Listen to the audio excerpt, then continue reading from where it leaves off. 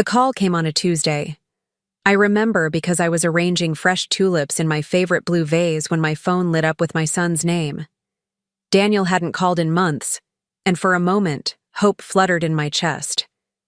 Maybe he was finally reaching out, ready to mend the distance that had grown between us. But that hope quickly faded as his voice came through, terse and businesslike. "Mom, Vanessa and I need to discuss the lake house with you.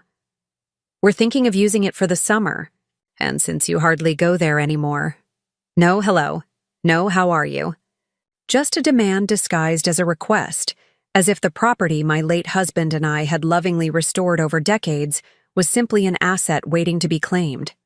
I gripped the edge of the kitchen counter, feeling the familiar ache in my chest, not from my heart condition, but from the wound that never seemed to heal. "Daniel," I said quietly, "I'm going into the hospital tomorrow."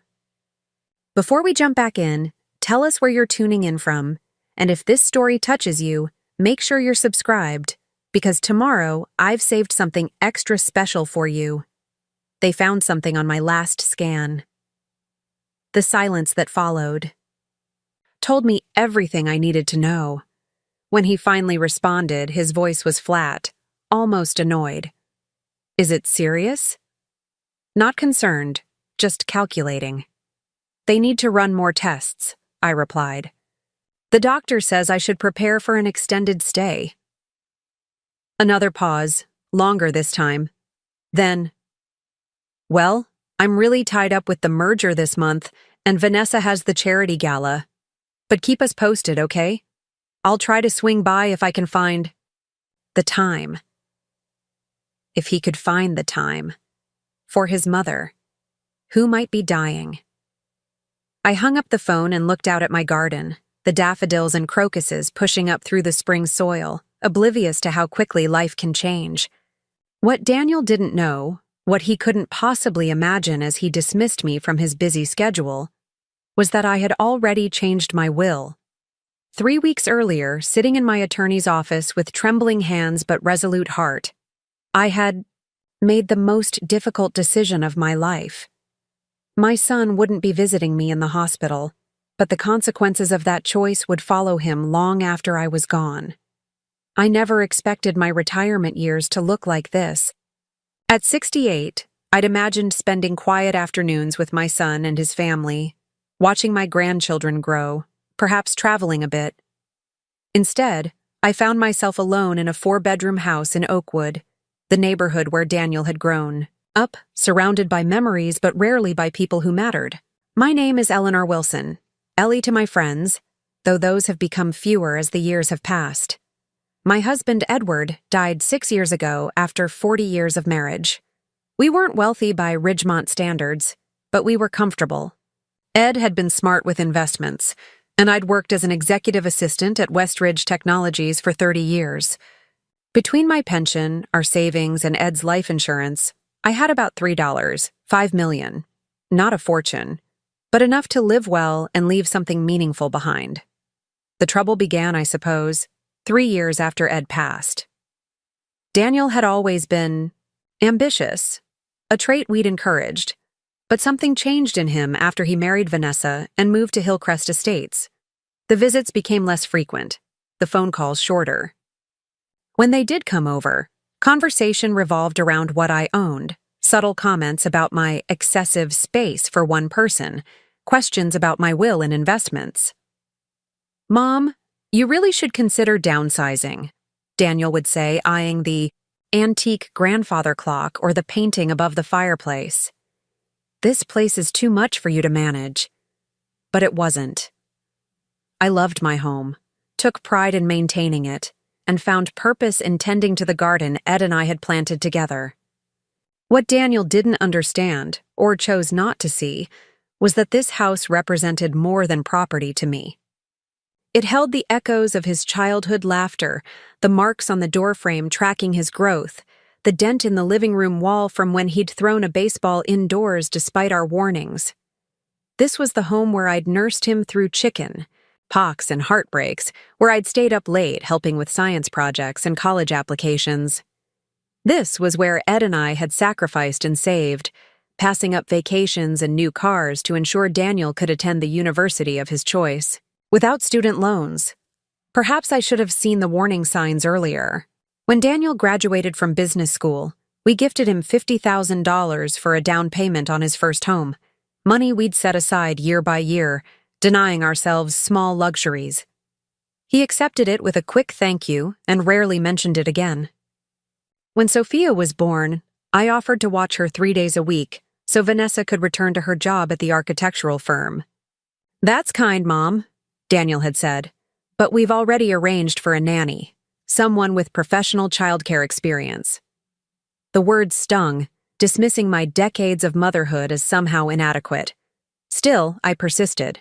I hosted holiday dinners, remembered birthdays with thoughtful gifts, attended school concerts and soccer games. I made myself available without being intrusive, loving without demanding love in return. When Tyler broke his arm skateboarding at 13, I sat with him in the emergency room because both Daniel and Vanessa were at work conferences. When Sophia struggled with algebra, I tutored her twice a week until her grades improved. I was there, consistently, reliably there, even as I felt my son's affection cooling into obligation. The real shift came when Ed passed away. Daniel had always respected his father, perhaps even feared him a little. Ed was gentle but firm, the kind of man who commanded attention without raising his voice. After the funeral, as we sat in the attorney's office reviewing the will, I noticed how Daniel's attention sharpened when numbers were mentioned. Later that evening, alone in my bedroom, I found myself wondering if I had somehow failed as a mother. Had I not taught him that family meant more than finances? That love wasn't measured in dollar signs and property deeds?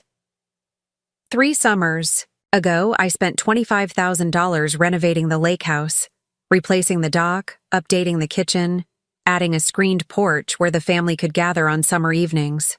I'd hoped it would become a place where Daniel's family would want to spend time with me, creating new memories to fill the void Ed had left. That first weekend, watching Tyler and Sophia splash in the lake, hearing Vanessa compliment the new kitchen, seeing Daniel relax on the porch with a beer, I felt a flicker of hope. But by Sunday afternoon, Daniel was checking work emails, Vanessa was planning her next charity committee meeting, and the following weekend, they were too busy to return. I tried not to take it personally. Everyone has their own lives, their own priorities. But when my 70th birthday approached and Daniel suggested keeping it simple with lunch at a restaurant, rather than the family gathering I'd hoped for, something inside me began to shift. I found myself wondering what I was holding on to and why. The realization was slow but inevitable. I had become an afterthought in my son's life, valuable primarily for what I could provide rather than who I was. Still, old habits die hard. When Daniel mentioned they were considering private school for the children, I offered to cover the tuition. "You and Ed did the same for me," he said, accepting without hesitation. When Vanessa wanted to renovate their master bathroom, I wrote a check for $30,000 as a just because gift. I kept giving, hoping that generosity might bridge the growing distance, that financial support might somehow translate into emotional connection. It was Martha who finally said what I couldn't admit to myself. We were having coffee at the cozy corner, and I was making excuses for why Daniel hadn't returned my calls for 2 weeks. "Ellie," she said, setting down her cup with a decisive clink, "when was the last time Daniel did anything for you? Not for your money, not for your house or lake property, but for you as a person who deserves care and consideration?" I stared at her, mouth opening and closing without sound. "That's what I thought," she continued. "You've turned yourself into an ATM, and he's forgotten there's a human behind the transactions." Her words hurt because they were true. That afternoon, I sat in my garden, the one Ed and I had planted together, the one I still tended with care, and allowed myself to feel the full weight of my situation. I had become a convenience in my son's life, a resource to be tapped when needed and ignored when not. The woman who had once been the center of his world, who had kissed scraped knees and cheered at graduations, had been reduced to a financial plan and an obligation. That evening, I called Daniel again. He answered on the fifth ring, voice distracted. "Mom, can I call you back? I'm just heading into a meeting." I took a deep breath. "Daniel, I'd like to have dinner this weekend. There's something important I want to discuss." A pause, the sound of papers shuffling. "This weekend is tough. Tyler has a tournament, and Vanessa's parents are visiting from Phoenix." "What about the following weekend?" I pressed, unusual for me. Another pause. Preparing and narrating this story took us a lot of time, so if you are enjoying it, subscribe to our channel. It means a lot to us. Now back to the story. "Let me check with Vanessa and get back to you." He never did. Instead, 3 days later, he stopped by unannounced during his lunch break. "You sounded concerned on the phone," he said, checking his watch as he declined my offer of coffee. "Is everything okay?" I studied my son's face, the same eyes as Ed's, the same cleft in his chin, and felt a surge of love mixed with disappointment. "I've been thinking about the future," I began carefully, "about what happens to everything when I'm gone." His posture changed immediately, becoming more attentive. "That's actually good timing, Mom. Vanessa and I were just discussing how you might want to add the grandkids to your will directly, for tax purposes, you know." In that moment, something crystallized within me.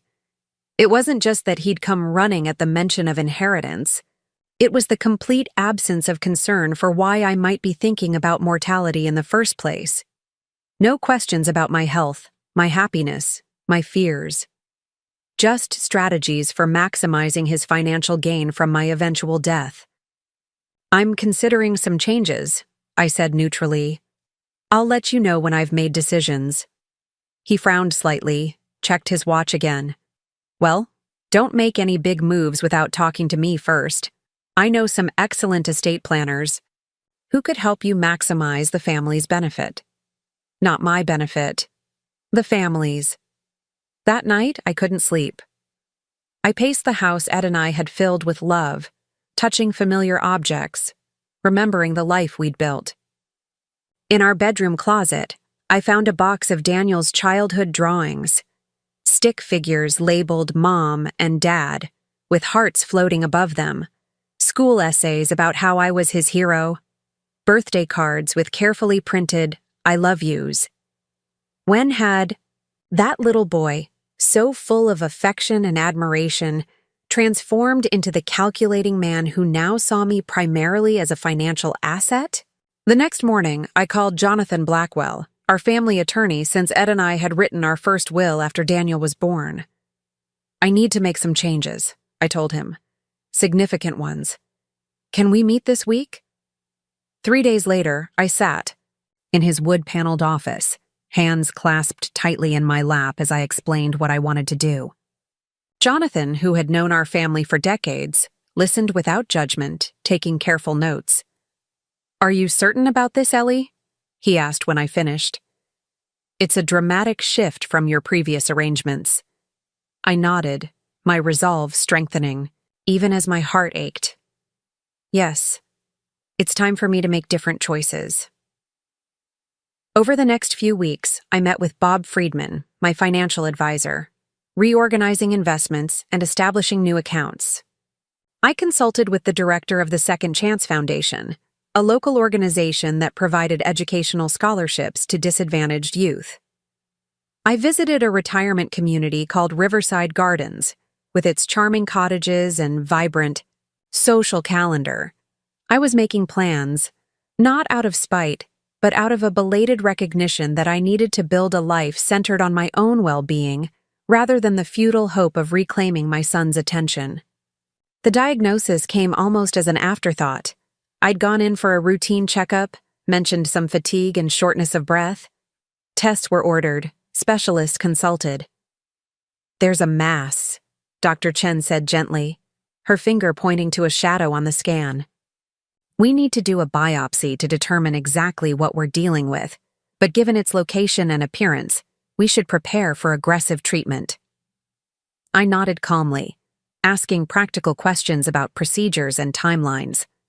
Only in the Itatsisa car afterward did I allow the tears to come, not just for the diagnosis, but for the knowledge that facing this battle would reveal just how alone I truly was. I called Daniel from the hospital parking lot, half hoping this crisis might awaken something in him, might remind him of the bond we once shared. "They found something," I said, keeping my voice steady. "I'm going in for a biopsy next week, and they're talking about surgery after that." His response was prompt but perfunctory. Offers to connect me with a colleague who knows someone at Mayo Clinic, questions about whether my insurance would cover everything, a promise to keep in touch.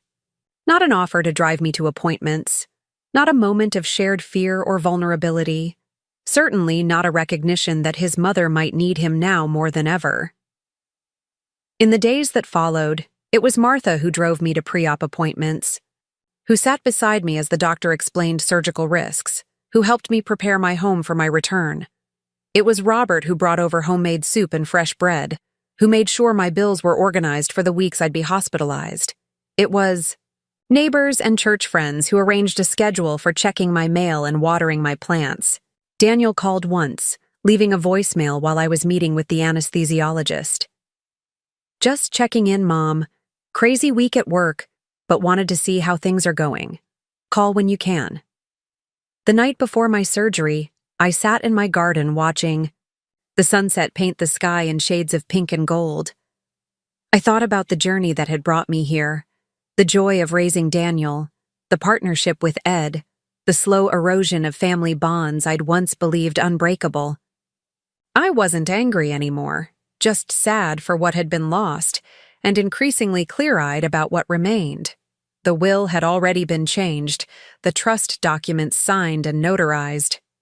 My new estate plan reflected not bitterness, but reality, allocating my assets to those who had shown genuine care and to causes that would make a meaningful difference. As twilight deepened into darkness, I made peace with my decisions. Whatever happened on the operating table tomorrow, I had finally honored my own worth. I had recognized that love without respect is not really love at all, and that enabling someone's indifference only ensures its continuation. If I survived, and I fully intended to, I would build a different kind of life, one based on reciprocal relationships rather than one-sided sacrifice. And if I didn't, well, Daniel would discover that actions have consequences, and that his mother had finally learned to value herself as much as she had always valued him. The morning of my surgery arrived with a gentle rain tapping against my bedroom window. Martha came at 6 to drive me to Lakeside Memorial, helping me pack the overnight bag I'd prepared with careful attention to small comforts, my softest nightgown, lavender hand cream, the well-worn paperback I'd been reading. In the car, I checked my phone one last time. No messages from Daniel. I wasn't surprised, but the confirmation of his absence still stung. "He might still show up," Martha offered as we turned into the hospital parking lot. I smiled at her kindness, but shook my head. "No, he won't, and that's okay. I'm not alone." She squeezed my hand, her eyes bright with unshed tears. "No, Ellie, you certainly are not." The admission process was efficient, almost mechanical. Forms to sign, questions to answer, hospital bracelet secured around my wrist. Dr. Chen stopped by as I was changing into the gown, her manner professional but kind. "We're going to take good care of you, Eleanor," she promised. "The team is excellent, and we've reviewed your case thoroughly." I thanked her, appreciating her competence as much as her compassion. In the pre-op area, a nurse named Michael checked my vitals and explained what would happen next. "Is there family in the waiting room?" he asked as he inserted the IV line. "Your emergency contact is listed as Martha Jenkins. She's as good as family," I replied, watching the clear fluid drip steadily into my vein. "Better," in some ways. As they prepared to wheel me into the operating room, I felt a strange sense of calm. Whatever happened now, whether I emerged from this surgery to face recovery or slipped away to join Ed in whatever comes after this life, I had reclaimed my dignity. I had stopped allowing fear of abandonment to keep me tethered to a relationship that had become hollow at its core. The new will wasn't punishment. It was simply the final acknowledgement that I deserved better than what my son had chosen to give. As the anesthesia began to take effect, my last conscious thought was not of Daniel, but of the sunrise I hoped to see again, bright and clear and full of possibilities I was only now beginning to imagine. I woke to the steady beep of monitors and the antiseptic smell of hospital air. The ceiling above me was a blur of white tiles and fluorescent lighting, my mouth dry as sandpaper.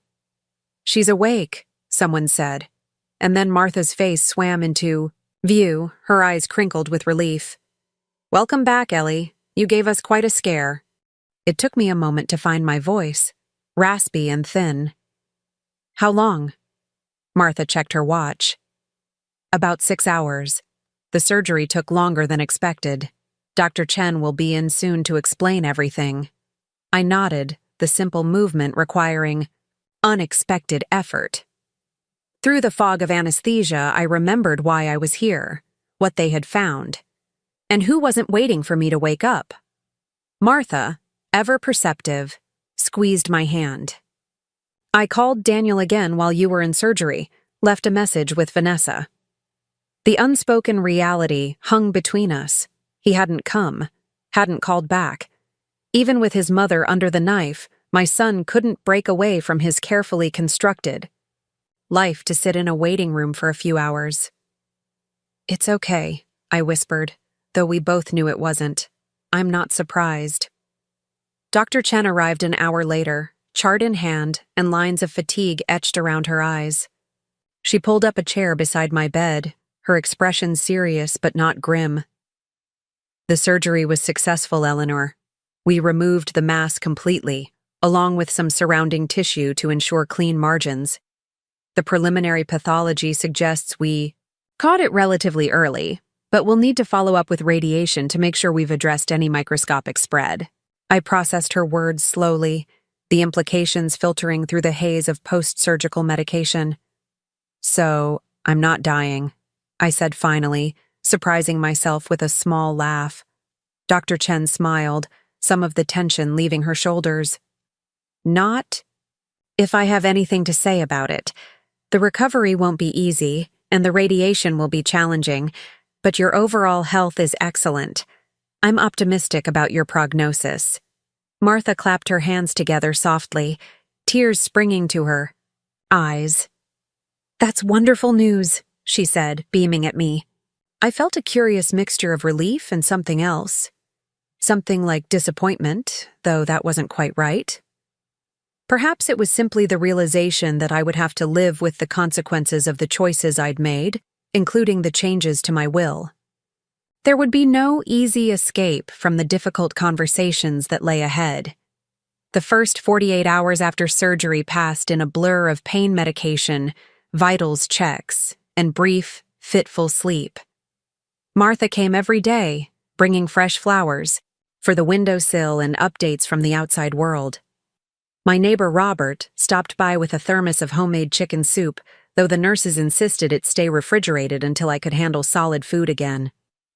Even Jonathan Blackwell, my attorney, made an appearance, ostensibly to drop off a get-well card, but really, I suspected, to assure himself that I remained confident in the decisions we'd made about my estate. "Everything is in order," he told, me quietly, patting my hand. "You focus on getting better." On the third day, as I was attempting my first slow walk around the hospital floor with a nurse's assistance, my phone lit up with a text message. "Mom, hope you're recovering well. Sorry I haven't been by. Massive deadline at work. We'll try to visit this weekend. Daniel." No question about how the surgery had gone, no offer of help. Just a vague promise that might or might not be kept, depending on what else came, up in his busy schedule. That evening, as I picked at the bland hospital dinner, I found myself thinking about Daniel as a child, how he would run to me with skinned knees or triumphant report cards, seeking comfort or celebration. How his face would light up when Ed and I arrived at school events, his small hand waving frantically to make sure we saw him in the crowd. When had that eager, loving boy become this distant, preoccupied man? Was it my fault somehow? Had I spoiled him, making his path too easy, removing obstacles that might have built character? Or was it simply the natural course of things? Children grow up, build their own lives, and sometimes those lives have little room for aging parents. The questions circled in my mind as night settled over the hospital, bringing no answers, only a deepening certainty that something fundamental had to change. On the 5th day, Dr. Chen signed my discharge papers, reviewing my at-home care instructions with both Martha and me. "You'll need help for at least the first week," she explained, "especially with the drain and changing dressings. After that, you can gradually resume normal activities, but nothing strenuous for 6 weeks. Radiation will start in about a month, once you've healed sufficiently from the surgery." Martha nodded, taking detailed notes. "I've got it covered," she assured the doctor. "We've worked out a schedule with some friends from church to help, with meals and transportation." Dr. Chen smiled approvingly. "Good. Strong support systems make a significant difference in recovery outcomes." I thought about Daniel, about the support system I should have had but didn't, about the fact that he still hadn't visited, still hadn't called directly, just that one text message, as if checking a box on a to-do list. I wondered what Dr. Chen would think if she knew, if she would judge me for raising a son who could be so indifferent to his mother's suffering. But perhaps she had seen it all before. Families fractured by expectations and disappointments, love transformed into obligation, and then into something even less substantial. Martha's compact sedan wasn't the most comfortable ride for someone, with fresh surgical incisions, but she drove with exaggerated care, slowing for every bump and pothole on the route back to Oakwood. We had just turned onto my street when she cleared her throat awkwardly. "Ellie, I should mention, there's a car in your driveway. Looks like Daniel's Audi." My heart gave a strange little lurch, hope mingled with apprehension. "He didn't mention he was coming," I said, reaching instinctively for my phone, which showed no new messages. Martha's expression was carefully neutral. "Maybe he wanted to surprise you. That would be nice." But her tone suggested she wasn't convinced of Daniel's motives, and honestly, neither was I. As we pulled into the driveway, I saw that Daniel wasn't alone. Vanessa sat in a deck chair on the front porch, scrolling through her phone, while Tyler and Sophia lounged on the front steps, both absorbed in their own devices. None of them looked up until Martha honked lightly to announce our arrival. "Grandma?" Sophia was the first to react, pocketing her phone and hurrying toward the car. At 14, she was all long limbs and uncertain grace, caught between childhood and adolescence. She reached for the door handle, then hesitated, suddenly aware of my condition. "Can I hug you? Dad said we have to be careful." I smiled, genuinely warmed by her concern. A gentle hug is just what the doctor ordered. She embraced me with exaggerated gentleness, and I breathed in the familiar scent of her shampoo, remembering when she used to climb into my lap for bedtime stories. Tyler approached more cautiously, offering an awkward wave. "Hey, Grandma. Glad you're not dead." Martha made a choking sound behind me, but I laughed, appreciating his teenage bluntness. "Me too, sweetheart. Me too." Daniel and Vanessa had made their way down the porch steps by now, Daniel carrying a small bouquet of store-bought flowers, Vanessa wearing the tight smile she reserved for obligatory social functions. "Mom," Daniel said, leaning in for a brief, careful hug. "You look good." It was an obvious lie. I was pale, gaunt, moving with the deliberate slowness of the recently wounded, but I accepted it with a nod. "It's nice to see you all," I said, including Vanessa in my glance. She stepped forward, air kissing near my cheek. "We wanted to be here when you got home," she said, "to make sure you had everything you needed." The words were right, but the tone was wrong, practiced rather than genuine, a social performance rather than a heartfelt concern. Martha helped me inside, Daniel carrying my small suitcase, the children trailing behind with varying degrees of interest. The house felt different. Somehow, too clean, too arranged. "We tidied up a bit," Vanessa explained, noticing my puzzled expression.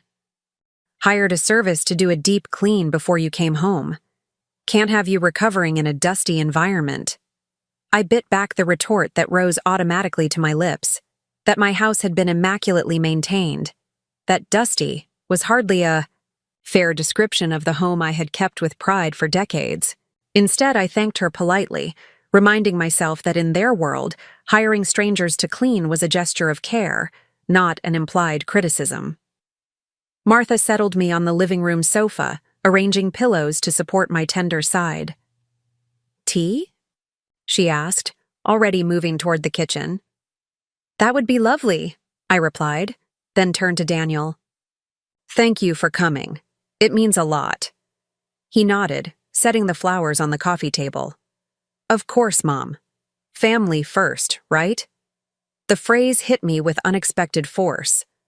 Family first, something Ed and I had repeated throughout Daniel's childhood, a core value we had tried to instill through both words and actions.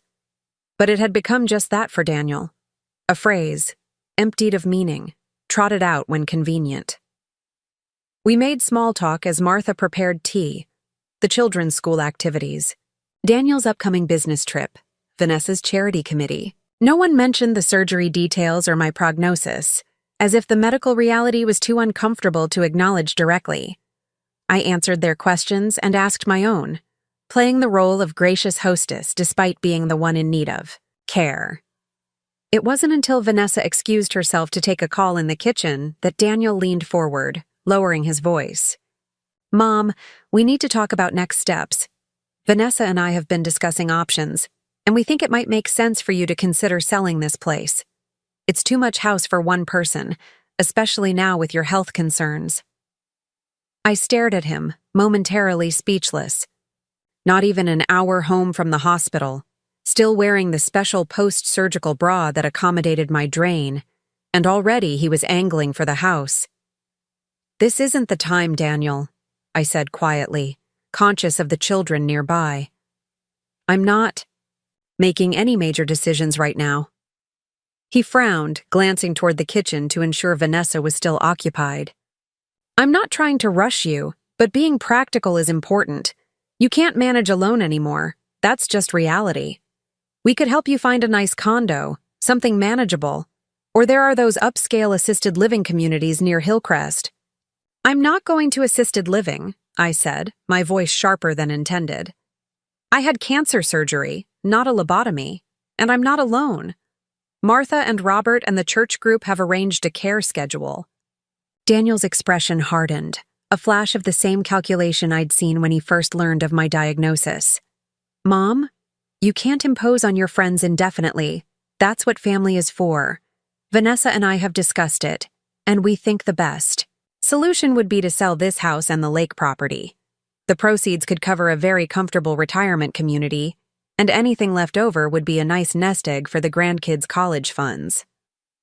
The sheer audacity of it, planning the liquidation of my assets while I was literally fresh from surgery, left me momentarily stunned.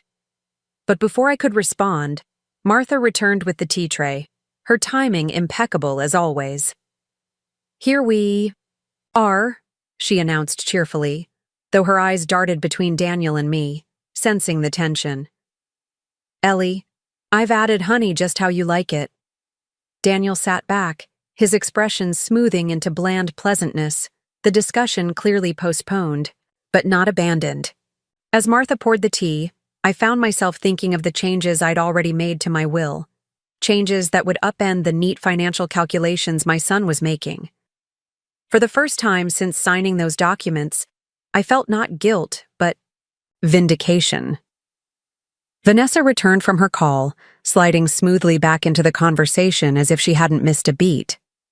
Eleanor, we brought some prepared meals from that gourmet service in Hillcrest. They're in your freezer. Just heat and eat when you're feeling up to it. It was a thoughtful gesture, I had to admit, though I suspected it was meant to compensate for their absence in the days to come. Thank you, I said sincerely. That will be helpful. Sophia perked up suddenly, as if remembering something important. Oh, and I brought you something, Grandma. She dug through her backpack, producing a slightly crumpled handmade card decorated with glitter and pressed flowers. I made it in art class, she explained, handing it to me. Mrs. Hernandez said we should create something for someone who needs cheering up, and I thought of you. I opened the card carefully, touched by the simple message inside. Get well soon, Grandma. I love you. Love, Sophia. Tears pricked at my eyes unexpectedly. It's beautiful, sweetheart. Thank you. This was the genuine article, not calculated, not performed, just a granddaughter's affection expressed through glitter and pressed daisies. I looked at Sophia's hopeful face and felt a renewed pang of grief for the relationship I'd lost with Daniel. How had I raised such a loving child, only to see that capacity for love seem to wither in adulthood? The visit lasted another hour, constrained by the obvious fact of my fatigue and, I suspected, by Daniel and Vanessa's other commitments. As they prepared to leave, Daniel pulled me aside once more. Think about what I said, Mom. We're only trying to help.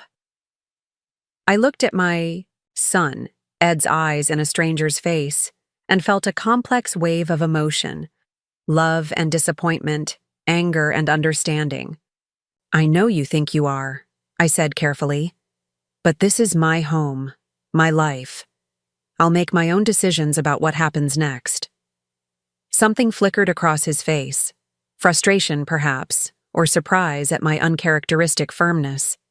He recovered, quickly, patting my shoulder with studied casualness. Of course, just don't wait too long.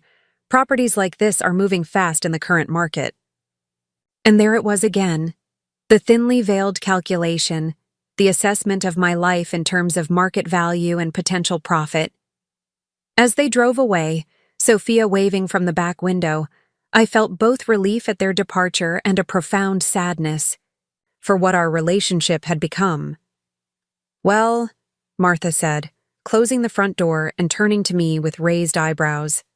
That was something. I sank into the nearest chair, suddenly exhausted beyond measure. Did I imagine it? Or was my son trying to liquidate my assets within an hour of my return from cancer surgery? Martha snorted, her diplomatic facade dropping now that we were alone. You did not imagine it. I nearly spilled the tea when I heard what he was suggesting. The nerve. She busied herself adjusting pillows and bringing me a glass of water, muttering under her breath about ungrateful children and vultures circling. When she had fussed enough to satisfy herself, she sat, in the chair opposite mine, her expression turning serious.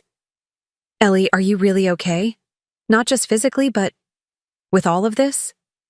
I considered the question carefully, looking around the living room where Ed and I had spent so many contented evenings, where Daniel had opened Christmas presents and built couch forts, and later brought home prom dates and college acceptance letters. No, I admitted finally. I'm not okay, but I will be. Martha nodded, understanding that my words encompassed more than just physical recovery. You know I'm here, whatever you need, and not because I'm angling for a spot in your will. The joke, edged with truth, made me laugh, despite the pain it caused my incision site. I know, Martha. That's why you actually have one. The first week home from the hospital established a new rhythm to my days. Martha stayed in the guest room, helping with the drain, changing dressings, and ensuring I took medications on schedule. Church friends brought casseroles and fresh bread, staying for brief visits that brightened the long afternoons. Robert stopped by daily, sometimes just to check if we needed anything from the store. other times to sit and read to me when my eyes were too tired for books. Daniel called once, a brief, awkward conversation about my recovery that ended with another mention of downsizing options he'd be happy to discuss when I was feeling stronger. I deflected gently but firmly, already knowing that conversation would never happen on his terms. The changes to my will weren't about punishment, they were about reality. My son had shown me, through consistent choices over many years, that he valued what I could provide over who I was. I had finally stopped pretending otherwise. By the second week, I was moving more easily, managing simple tasks around the house, and taking short walks in the garden. Martha returned to her own home, but came by daily, as did various members of my support network.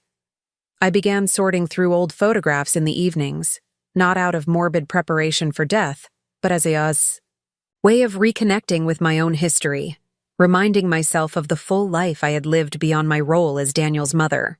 There were pictures from before Daniel was born. Ed and me on our honeymoon in Quebec, laughing in the snow. My first day at Westridge Technologies, nervous but determined in a new Navy suit. Weekends with friends at the lake before we'd bought the property, young and carefree with our whole lives ahead of us. I rediscovered the person I had been, ambitious, spirited, full of my own dreams and desires, before motherhood had gradually reshaped my identity around Daniel's needs and wants. It was during this period of reflection that I received an unexpected call from Jonathan Blackwell. "Eleanor," he said, his tone carefully professional. "I wanted to give you a heads up. Daniel came to my office yesterday asking about your will and estate planning." I sat up straighter, wincing slightly at the pull on my healing incision. What did he want to know?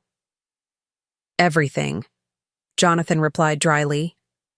"Your current will provisions, any recent changes, details about trusts or accounts." He presented it as concern for your welfare following your surgery, but it was fairly transparent. I closed my eyes briefly, unsurprised, but still disappointed. "What did you tell him?" "Only what I'm ethically obligated to disclose, which at this point is virtually nothing. I explained that client confidentiality prevents me from discussing your affairs without your explicit permission." He was persistent. The pause spoke volumes. "I'm sure he was," I said, imagining Daniel's smooth attempts at persuasion turning increasingly frustrated when they failed to yield results. "Did he mention that he's been encouraging me to sell my properties?" Jonathan made a sound between a sigh and a snort. "He did, in fact. Suggested that you might not be of sound mind to manage your affairs given your health situation." My fingers tightened around the phone. "Did he really?" "Don't worry," Jonathan assured me. "I've known you for 30 years, Ellie. I've seen you make careful, rational decisions through far worse circumstances than this." And I reminded Daniel that your cognitive abilities are not in question, only your willingness to follow his preferred financial plan. After we hung up, I sat in Ed's old armchair by the window, watching the neighborhood children ride bikes along the sidewalk. Daniel's attempt to circumvent me by going directly to Jonathan wasn't just presumptuous, it was revealing. He wasn't concerned about my welfare. He was concerned about his inheritance. The realization should have hurt, but instead I felt a curious sense of clarity, as if a fog had finally lifted. For years, I had made excuses for Daniel's behavior, attributing his growing distance and financial focus to stress, to Vanessa's influence, to the natural evolution of our relationship as he built his own family. I had shouldered the blame, wondering what I had done wrong as a mother to create this dynamic. But sitting there in the fading afternoon light, I understood that Daniel's choices were his own. I had given him every advantage, every opportunity to develop into a compassionate, generous person. That he had chosen a different path wasn't my failure. It was his. 3 days later, as I was reviewing some paperwork from the hospital's billing department, my doorbell rang. To my surprise, it was Sophia standing on the porch, backpack slung over one shoulder, shifting nervously from foot to foot. "Grandma," she said when I opened the door, "can I come in? I need to talk to you." I ushered her inside, concerned by her unusual appearance on a school day. "Is everything all right, sweetheart? Does your father know you're here?" She shook her head, dropping onto the couch with the dramatic flair only teenagers can truly master. "No, and I don't care. They're being awful, Grandma. Just awful." I sat beside her, careful not to press too quickly. At 14, Sophia was navigating the complicated territory between child and young adult, her emotions often intense and mercurial. "What happened?" I asked gently. She twisted a strand of hair around her finger, a nervous habit she'd had since childhood. "I overheard them talking last night. About you, about the house. Dad said you were being stubborn and irrational, and that they needed to accelerate the timeline before you did something stupid with the money. Mom said maybe they should get you declared incompetent or something. It was gross, Grandma. Like they were." "I don't know. Plotting against you." I kept my expression neutral despite the shock and anger rippling through me. "I see," I said carefully. "And how did that make you feel?" Sophia looked at me directly, her young face fierce with indignation. "It made me feel ashamed of them. You just had cancer surgery, and all they care about is getting your house? It's disgusting." The unvarnished honesty of adolescence. Cutting. Straight to the heart of the matter without the polite fictions adults construct. "I came to warn you," she continued, "and to say I'm sorry. You don't deserve that, especially not from Dad." I reached for her hand, deeply moved by her loyalty and moral clarity. "Thank you for telling me, Sophia. That took courage." She shrugged, embarrassed now by her own emotion. "Whatever, it's just wrong." We sat in silence for a moment, the weight of her revelation settling between us. Then, hesitantly, she added, "Grandma, would it be okay if I came to visit you sometimes? Like, regularly? Without telling them?" I considered the implications carefully. I had no desire to put Sophia in the middle of conflict with her parents, yet I valued our relationship too, much to discourage her. "You're always welcome here," I said finally. "But I think we should be transparent about it. How about if I talk to your dad about setting up a regular time for us to spend together? Maybe you could help me with the garden now that I'm getting back on my feet." Sophia nodded, clearly relieved. "That would be cool. I'd like that." After Sophia left, I'd insisted on calling Daniel to let him know where she was despite her protests. I sat alone in my living room, processing this latest development. The fact that they were discussing having me declared incompetent was deeply disturbing, though perhaps not entirely surprising given Daniel's visit to Jonathan. It suggested a level of calculation and entitlement that exceeded even my adjusted expectations. More significant, though, was Sophia's reaction. Her instinctive recognition of the moral bankruptcy in her parents' behavior, her decision to warn me despite the potential consequences. In her, I saw hope that the values Ed and I had tried to instill in Daniel might still find expression in the next generation. That evening, I called Bob Friedman and asked him to come by the house the following day. If Daniel and Vanessa were accelerating their timeline, I needed to ensure my affairs were fully in order, with no vulnerabilities they might exploit. I also called Dr. Chen's office and requested a formal letter confirming my cognitive capacity to be added to my medical file and copied to Jonathan. These were precautionary measures, but after Sophia's warning, they seemed prudent. Bob arrived promptly at 10 the next morning, his briefcase bulging with folders and his expression concerned. "Eleanor," he said as we settled in the dining room with coffee, "Jonathan called me. I want you to know I'm deeply disturbed by what's happening." I nodded, appreciating his straightforward approach. "So am I, Bob. But I'm not surprised, not anymore. I need to make sure everything we've put in place is secure." For the next 2 hours, we reviewed my financial arrangements in meticulous detail, the trust for Sophia and Tyler, the donation structure for the Second Chance Foundation, the provisions for Martha and several other friends who had shown such care during my illness.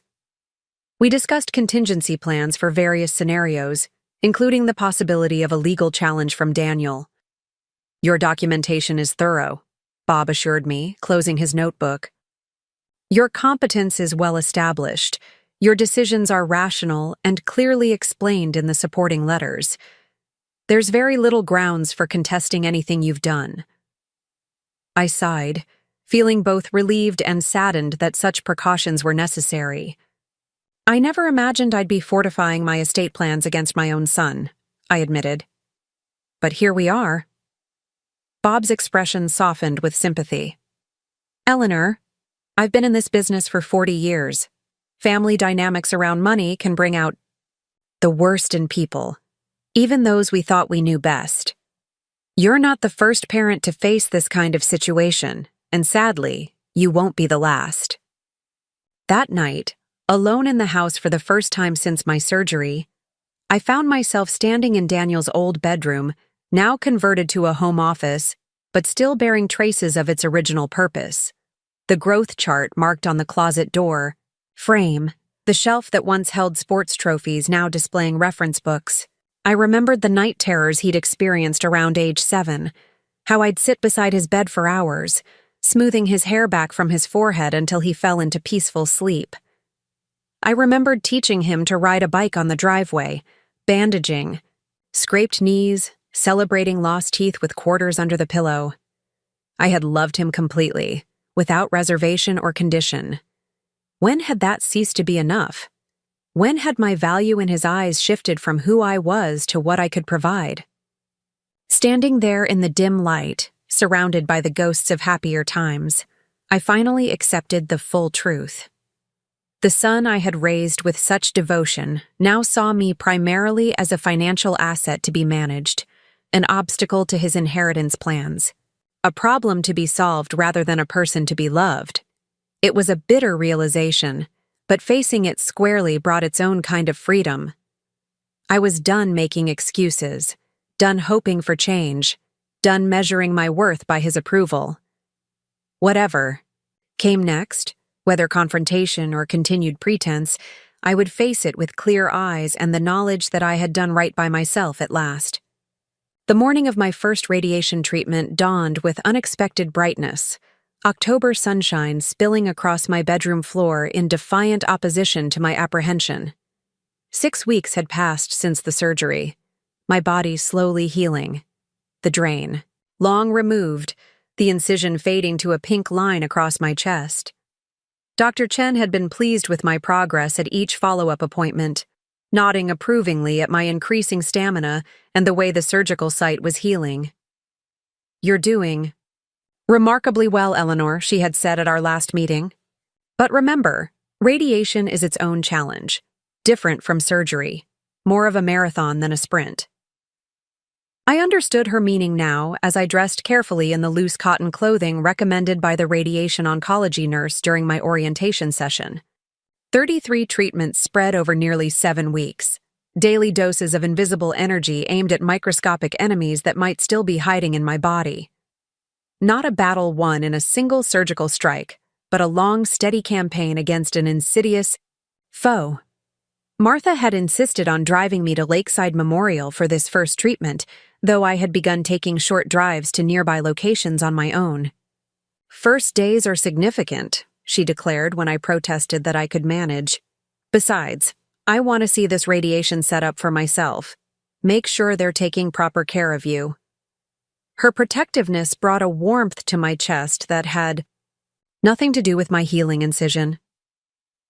In the weeks since my return from the hospital, Martha had become something more than a friend, a sister of choice, bound by ties of loyalty and care that sometimes seemed stronger than blood. As we pulled into the hospital parking garage, I found myself wondering what my life would have looked like if I had recognized sooner the true value of such friendships, instead of pouring all my emotional energy into the increasingly barren soil of Daniel's affection.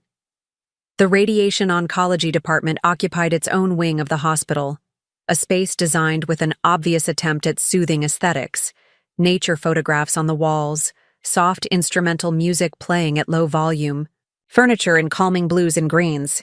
But nothing could fully disguise its true purpose, evident in the specialized equipment glimpsed through partially open doors and the quiet efficiency of staff dressed in scrubs and lab coats.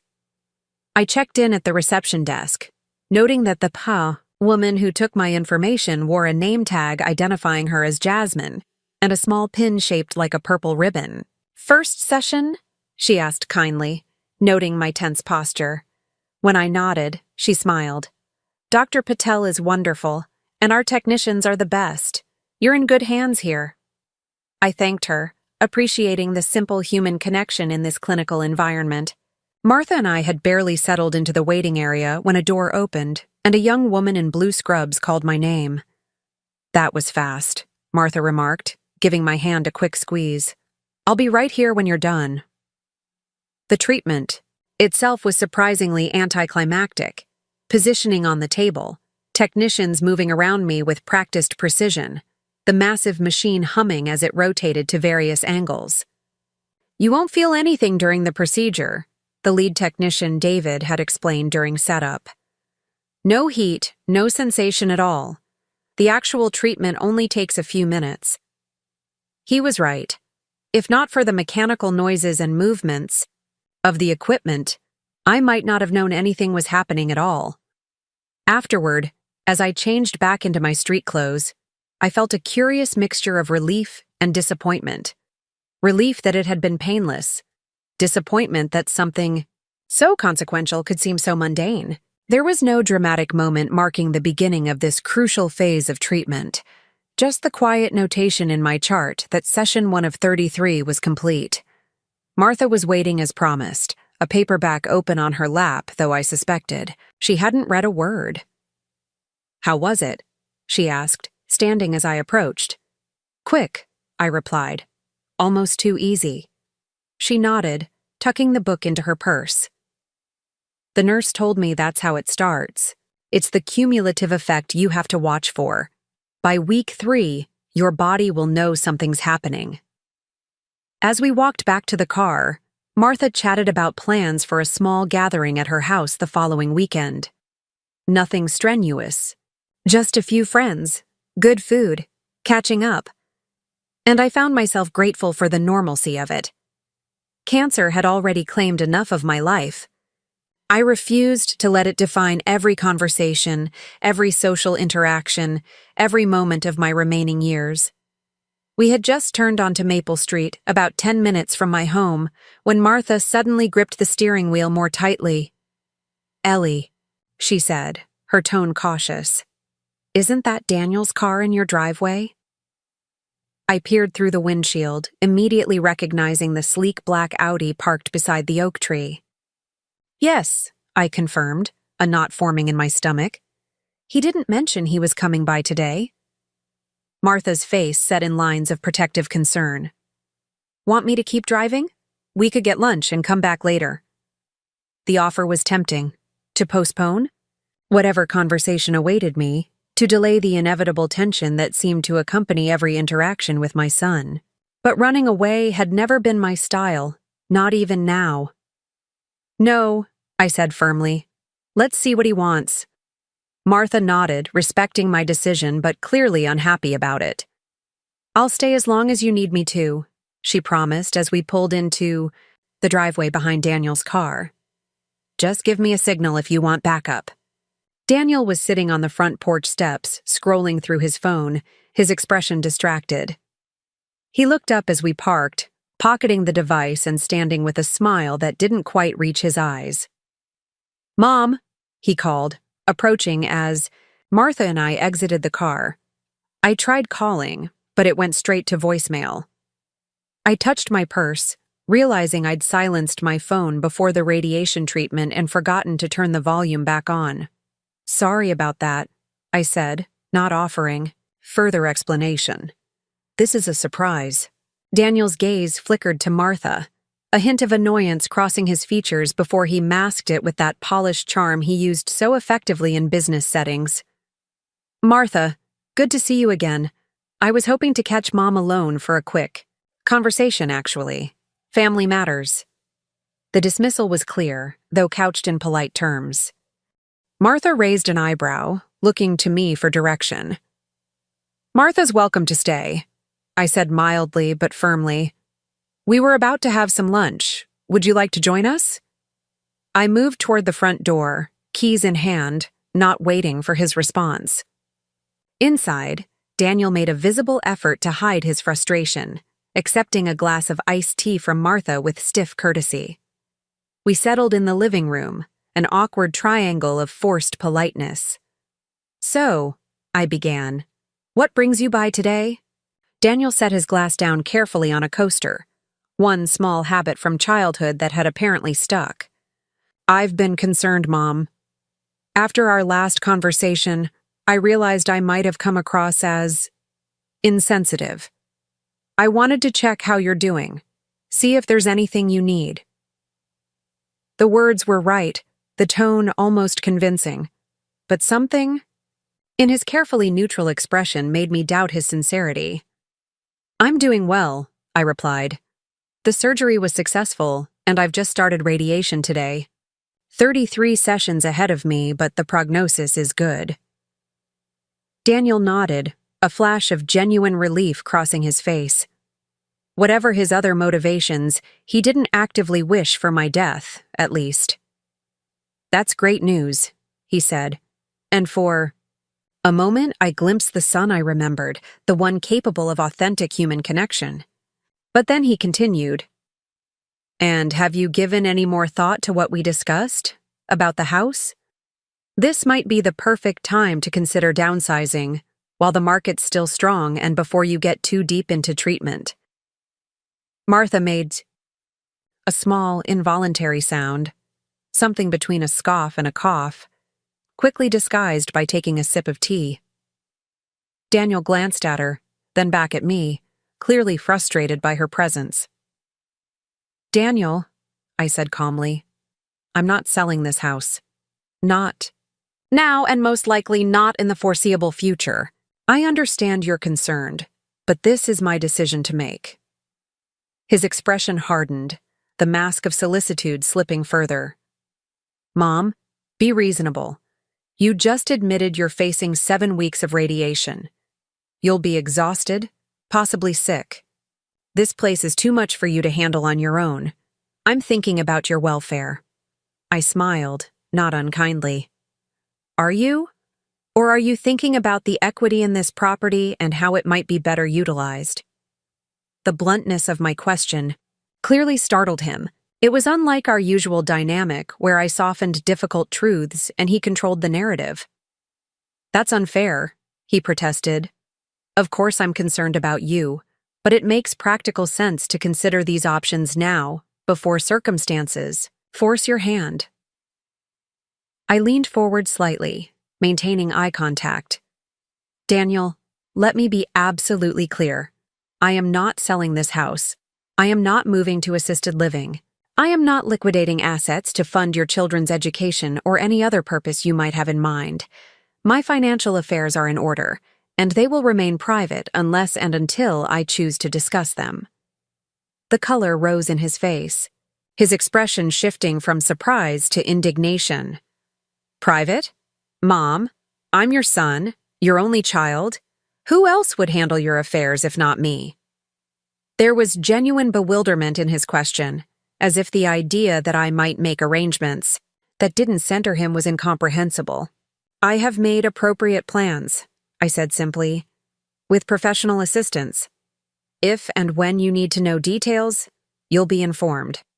Daniel's jaw tightened, his fingers gripping the armrests of his chair. You've changed, he said accusingly. Since the diagnosis, you're different. I nodded, accepting the observation without defensiveness. Yes, I have. Near-death experiences tend to clarify priorities. Martha, who had been silent throughout this exchange, stood abruptly. I think I'll make those sandwiches now, she announced, moving toward the kitchen with deliberate purpose, giving us a moment of privacy while remaining within earshot, a delicate balance of support and space. Daniel watched her go, then turned back to me, lowering his voice. Is she the reason for this? Has she been filling your head with ideas, turning you against your own family? The suggestion was so absurd, so fundamentally misaligned with the reality of my relationship with Martha, that I almost laughed. No, Daniel. Martha has been a true friend, offering support when I needed it most.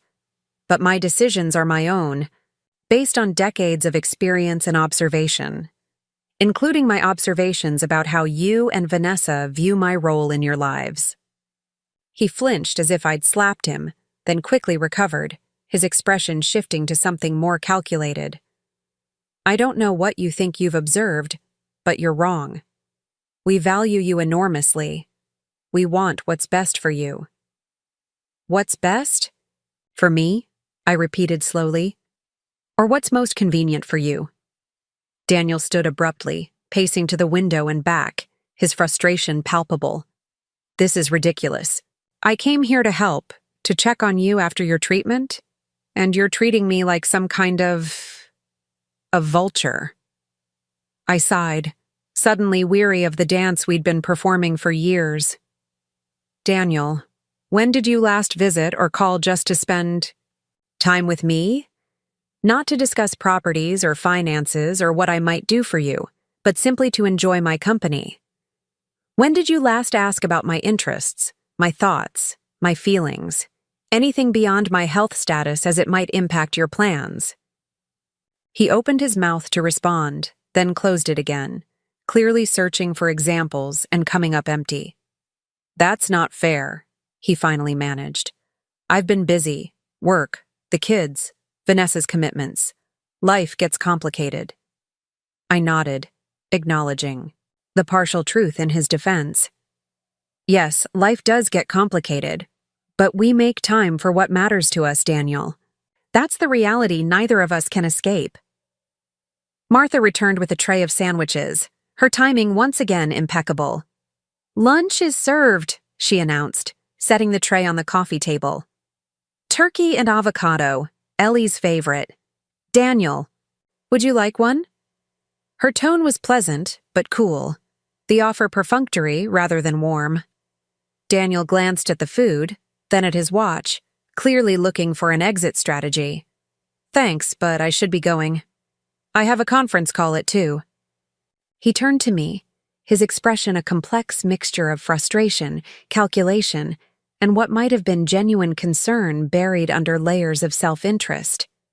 Mom, think about what I said, about the house, about everything. I'm only trying to help. I nodded, not agreeing, but acknowledging that I'd heard him. Thank you for stopping by, Daniel.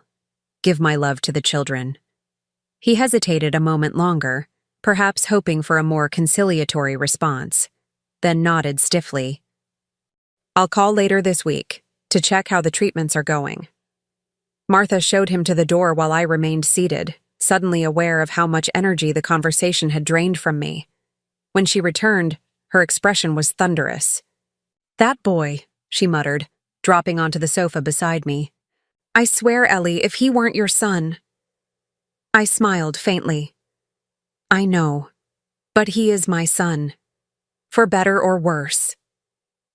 We ate our sandwiches in companionable silence, both processing the interaction in our own ways. Finally, Martha spoke. You stood your ground beautifully. I was proud of you. I considered her words, realizing she was right. I had maintained my boundaries without anger or defensiveness, had spoken my truth without seeking to wound or punish. It was a small victory, but significant. Perhaps the first time in decades I had engaged with Daniel as an equal, rather than as a mother desperate for connection at any cost. It felt different, I acknowledged. Not easier, exactly, but clearer somehow. Martha nodded, understanding what I couldn't fully articulate. That's what happens when you stop carrying other people's responsibilities. The view gets a lot clearer. She gathered our plates, heading to the kitchen. Now, how about some of that lemon cake Robert brought over yesterday? a little celebration of your first radiation treatment and your first step toward a healthier relationship with Daniel. I smiled, grateful beyond words for her presence in my life. That sounds perfect. The next 3 weeks fell into a steady rhythm. Radiation treatments each morning, followed by increasingly necessary rest periods as the cumulative effects began to manifest. Dr. Chen had warned me about fatigue, and by the 3rd week, it arrived. With a vengeance, a bone-deep exhaustion unlike ordinary tiredness, impossible to ignore or push through by sheer will. My skin at the treatment site grew red and tender, requiring special creams and gentle care. Despite these challenges, I found myself approaching each day with a curious blend of resignation and resolve. This was simply what had to be endured. To reach the other side, to claim whatever portion of life remained for me. I was determined to use it more wisely than I had the previous decades, to fill it with genuine connections rather than one-sided obligations. Daniel called twice during those weeks, brief, awkward conversations that skirted around the tensions of our last meeting while never quite addressing them directly. He didn't visit again, citing work pressures and the children's busy schedules. I accepted these explanations at face value, neither challenging them nor offering reassurances that his absence was understood. It was Sophia who maintained the most consistent contact, texting almost daily with updates about school or questions about my health, occasionally stopping by on her way home from volleyball practice. These visits became bright spots in my increasingly restricted routine, her teenage energy and unfiltered observations bringing life and laughter into rooms that sometimes felt too quiet. It was during Sophia's 3rd visit that I first broached the subject of the garden. "I'm thinking of redoing the back flower beds this spring," I mentioned as we sat on the porch swing, enjoying the crisp autumn air. "Something more sustainable, with native plants that need less water and maintenance." Sophia perked up immediately. "That sounds awesome, Grandma. My biology teacher is big on native plants. She says they're better for local pollinators and the whole ecosystem." I smiled, pleased by her interest. "Exactly. But I'll need some help with the planning and planting. Someone with good eyes and strong hands."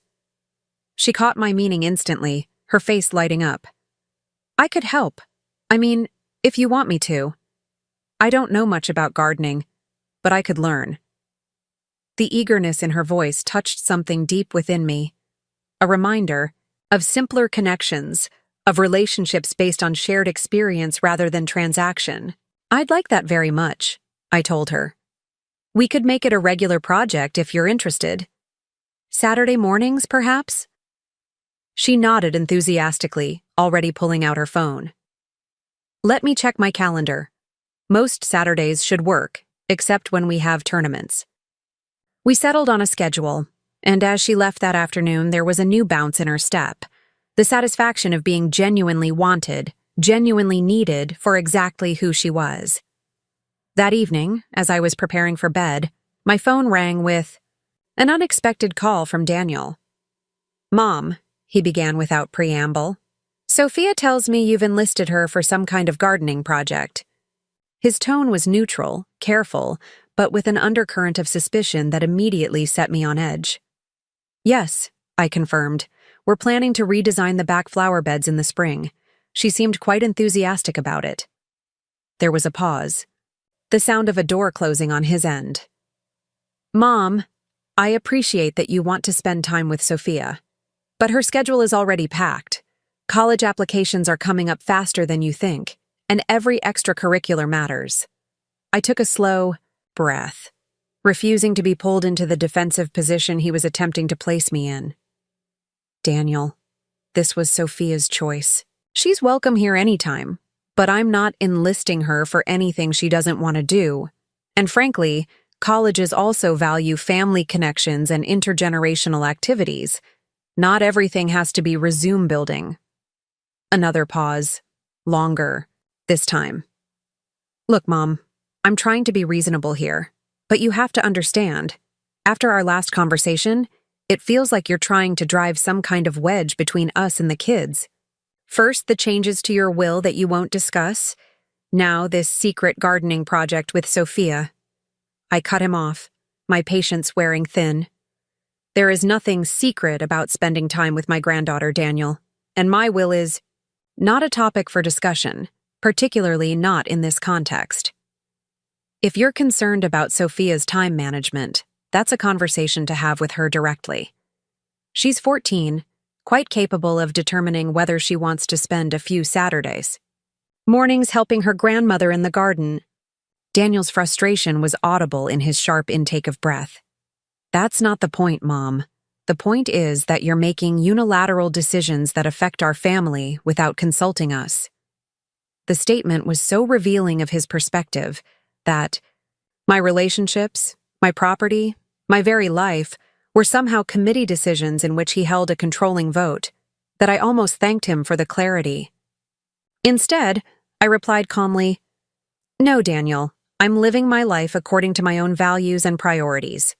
Sophia is welcome here. If she chooses to come, I'll be delighted to see her. If other commitments take precedence, I'll understand. But this isn't actually about Sophia's schedule, is it?" His silence confirmed my suspicion. This was about control. Control he felt slipping away as I established boundaries and made choices that didn't center his interests. Finally, he spoke, his voice tight with suppressed anger. "I don't know what's happened to you, Mom. You were never like this before. Stubborn, secretive, pushing away the people who care about you most." I closed my eyes briefly, recognizing the manipulation in his words, but no longer susceptible to it. What's happened is that I've faced my mortality, Daniel. I've been forced to evaluate what matters most in the time I have left, and I've discovered that I'm no longer willing to sacrifice my peace, my autonomy, or my self-respect to maintain the illusion of a relationship that exists primarily when you want something from me. The words hung between us, honest in a way. Our conversations rarely were. "If that's really how you see our relationship," Daniel finally said, "then I don't know what else to say." I sighed, a bone-deep weariness settling over me that had nothing to do with radiation effects. "Neither do I, Daniel. Neither do I." After we hung up, I sat on the edge of my bed for a long time, watching moonlight spill across the carpet in silent silver patterns.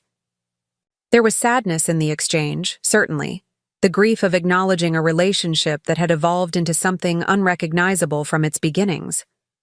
But there was also a curious sense of freedom, of burdens set down after being carried too long. I had spoken my truth without anger or accusation, had maintained my boundaries with quiet dignity rather than emotional manipulation. It felt like growth, like healing of a different kind than what my body was struggling through. As I finally lay down to sleep, I found myself thinking of Ed, what he would make of this situation, how he would have handled it. Ed had always seen Daniel clearly, had recognized his tendency toward entitlement and self-interest even when I made excuses or looked the other way. "Love doesn't mean blindness, Ellie," he'd tell me gently when I defended our son's more questionable choices. "Sometimes the most loving thing is to let people face the consequences of their actions." I hadn't been ready to hear it then, too afraid of losing the relationship, too invested in the role of endlessly supportive mother. But now, facing the possibility of a foreshortened future, I finally understood what Ed had been trying to teach me all along. The following Saturday, I was surprised when the doorbell rang promptly at 9 a.m. Opening the door, I found Sophia on the porch, dressed in jeans and a sweatshirt, her hair pulled back in a practical ponytail. "Ready for gardening research?" she asked brightly, holding up a canvas tote filled with notebooks and what appeared to be library books. I checked out some stuff on native plants and sustainable garden design. Ms. Rodriguez, my biology teacher, gave me a list of recommended resources. The sight of her, so eager and unaffected by the tensions between her father and me, brought a surge of genuine joy. "Come in," I said warmly. "I've got hot chocolate and cinnamon rolls waiting in the kitchen. We can spread out at the dining table." As we settled in with books and notebooks, steam rising from our mugs, I felt a deep sense of rightness. This was how relationships should be, built on shared interests and mutual respect, rather than obligation or ulterior motives. We spent the morning poring over plant catalogs and garden design books, making lists of native perennials and sketching possible layouts for the flower beds. Sophia's enthusiasm was infectious, her questions thoughtful, her suggestions often surprisingly insightful for someone with limited gardening experience. "Dad didn't want me to come today," she confided as we were cleaning up our materials around noon. "He said you were trying to complicate things and that I should focus on SAT prep instead." She rolled her eyes with typical teenage disdain, as if looking at flower books is going to ruin my college chances. Besides, I'm only a freshman. SATs are like forever away. I kept my expression neutral, not wanting to draw her into adult conflicts. "Your father wants what's best for you," I said carefully. "We just sometimes disagree about what that looks like." Sophia gave me a surprisingly shrewd look. "He's mad about money, isn't he? I heard him and Mom talking.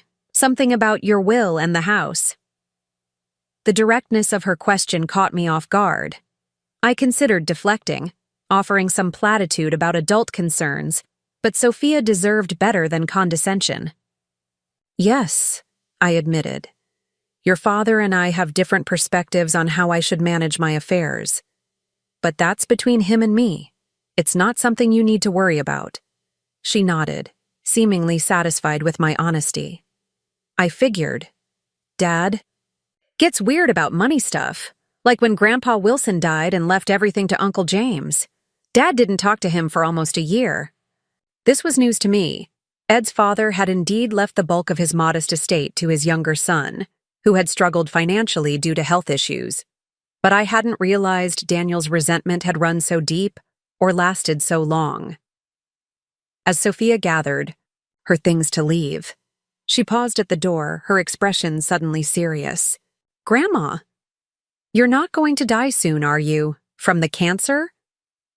The question, so direct and unvarnished, brought a lump to my throat. "Not if I can help it," I answered honestly. "The doctors are very positive about my prognosis. The radiation is difficult, but it's working."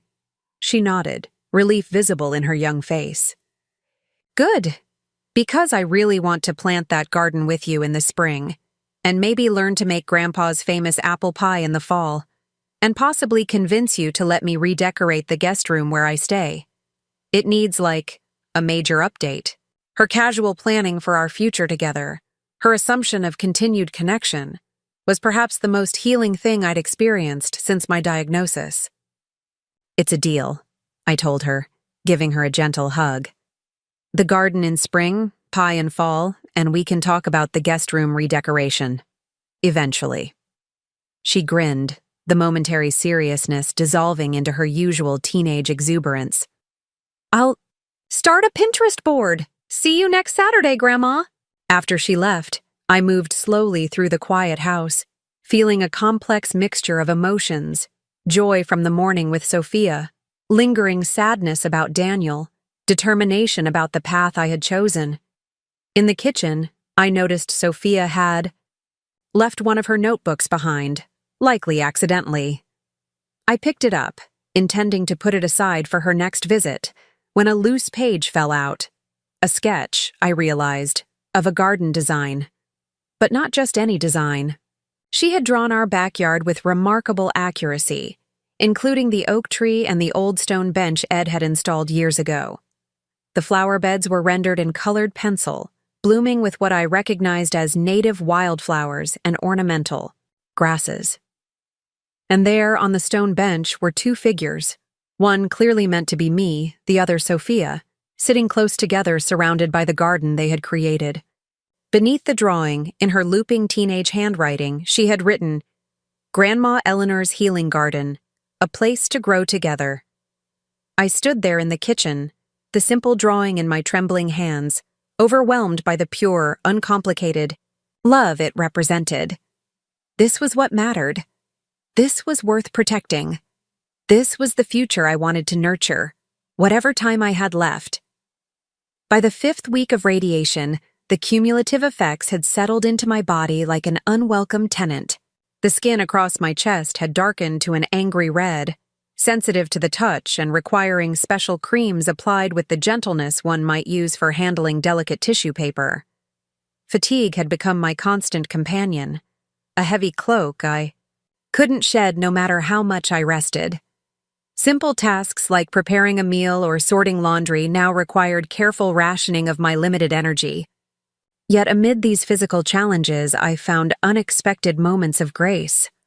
Martha bringing over homemade soup and staying to share it at my kitchen table. Robert stopping by with fresh flowers from his greenhouse. A particularly kind radiation technician named Lily who always had a gentle touch and a reassuring smile. Most precious were the Saturday mornings with Sophia, our garden planning sessions now expanding to include seed catalogs and discussions about soil composition, her enthusiasm undimmed by my increasing need to take rest breaks during our work. It was after one such Saturday, as I was dozing in Ed's old armchair with Sophia's garden notebook open on my lap, that the doorbell rang with unusual insistence. Not a single press, but a repeated, demanding series that suggested the visitor's impatience. Struggling to my feet, I made my way slowly to the front door, energy already depleted from the morning's activities. Through the peephole, I saw Vanessa standing on my porch, arms crossed tightly over her designer blazer, foot tapping a staccato, rhythm on the welcome mat. I considered briefly, pretending I wasn't home, a cowardly impulse I quickly dismissed. Whatever had brought Vanessa to my door unannounced and clearly agitated, it wouldn't improve with avoidance. Taking a steadying breath, I opened the door. "Vanessa," I said, keeping my tone neutral. "This is unexpected. Please come in." Her gaze swept over me, taking in my appearance with poorly disguised shock. The weight loss, the pallor, the careful way I held myself to minimize discomfort. For a moment, genuine concern flashed across her features, quickly replaced by her usual composed expression. "Eleanor," she acknowledged, stepping past me into the foyer. "I apologize for dropping by without calling. I was in the neighborhood for a committee meeting and thought we should talk. In person." I led her to the living room, moving more slowly than I would have liked, aware of her impatient energy as she followed. "Can I offer you something to drink?" I asked, the ingrained habits of hospitality asserting themselves despite my wariness. "No, thank you," she replied, perching on the edge of the sofa, her posture rigid. "This won't take long." I lowered myself carefully into Ed's chair, grateful for its familiar support. "What can I do for you, Vanessa?" She hesitated, clearly rehearsing her approach one final time before launching into it. "It's about Sophia," she began. "These Saturday meetings need to stop." The bluntness of her statement, delivered without preamble or explanation, momentarily stunned me. "May I ask why?" I finally managed, keeping my voice steady despite the unexpected attack. Vanessa shifted, recrossing her legs and adjusting the cuff of her blazer, small, nervous gestures at odds with her assertive tone. "She's becoming too attached, too involved in whatever you're planning here. It's distracting her from more important priorities."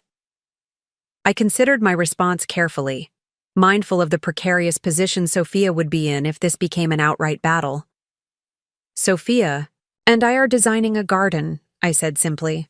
"It's a creative project we both enjoy, and it gives her an opportunity to apply some of what she's learning in her biology class. I'm not sure what more important priorities you feel this is undermining." Vanessa's expression tightened, her carefully applied makeup creasing slightly around her eyes. "College preparation for one. She needs to be focusing on activities that will strengthen her applications. Debate team, student government, volunteer work with recognized organizations. Not Gardening. She said the word as if it were synonymous with some frivolous waste of time, something beneath the aspirations she held for her daughter. Vanessa, I said gently, Sophia is 14. College applications are still years away. And spending time with family can be just as valuable as formal extracurriculars, perhaps more so. Many universities look for well-rounded individuals with strong family connections, not just lists of activities. Vanessa leaned forward, dropping any pretense of casual conversation. Let's be honest, Eleanor. This isn't really about gardening or quality time. This is about you trying to influence Sophia, to turn her against us the way you've turned against Daniel. The accusation was so unexpected, so divorced from reality, that I found myself momentarily speechless. Turned against Daniel? I finally echoed, genuinely bewildered. Vanessa, I haven't done any such thing. Daniel and I have had some disagreements about my personal decisions, but I've never spoken negatively about him to Sophia or attempted to influence her in any way. Vanessa laughed, a short, harsh sound with no humor in it. Please, we know exactly what you're doing. First, the mysterious changes to your will, then the refusal to consider sensible housing alternatives, and now this sudden interest in bonding with Sophia.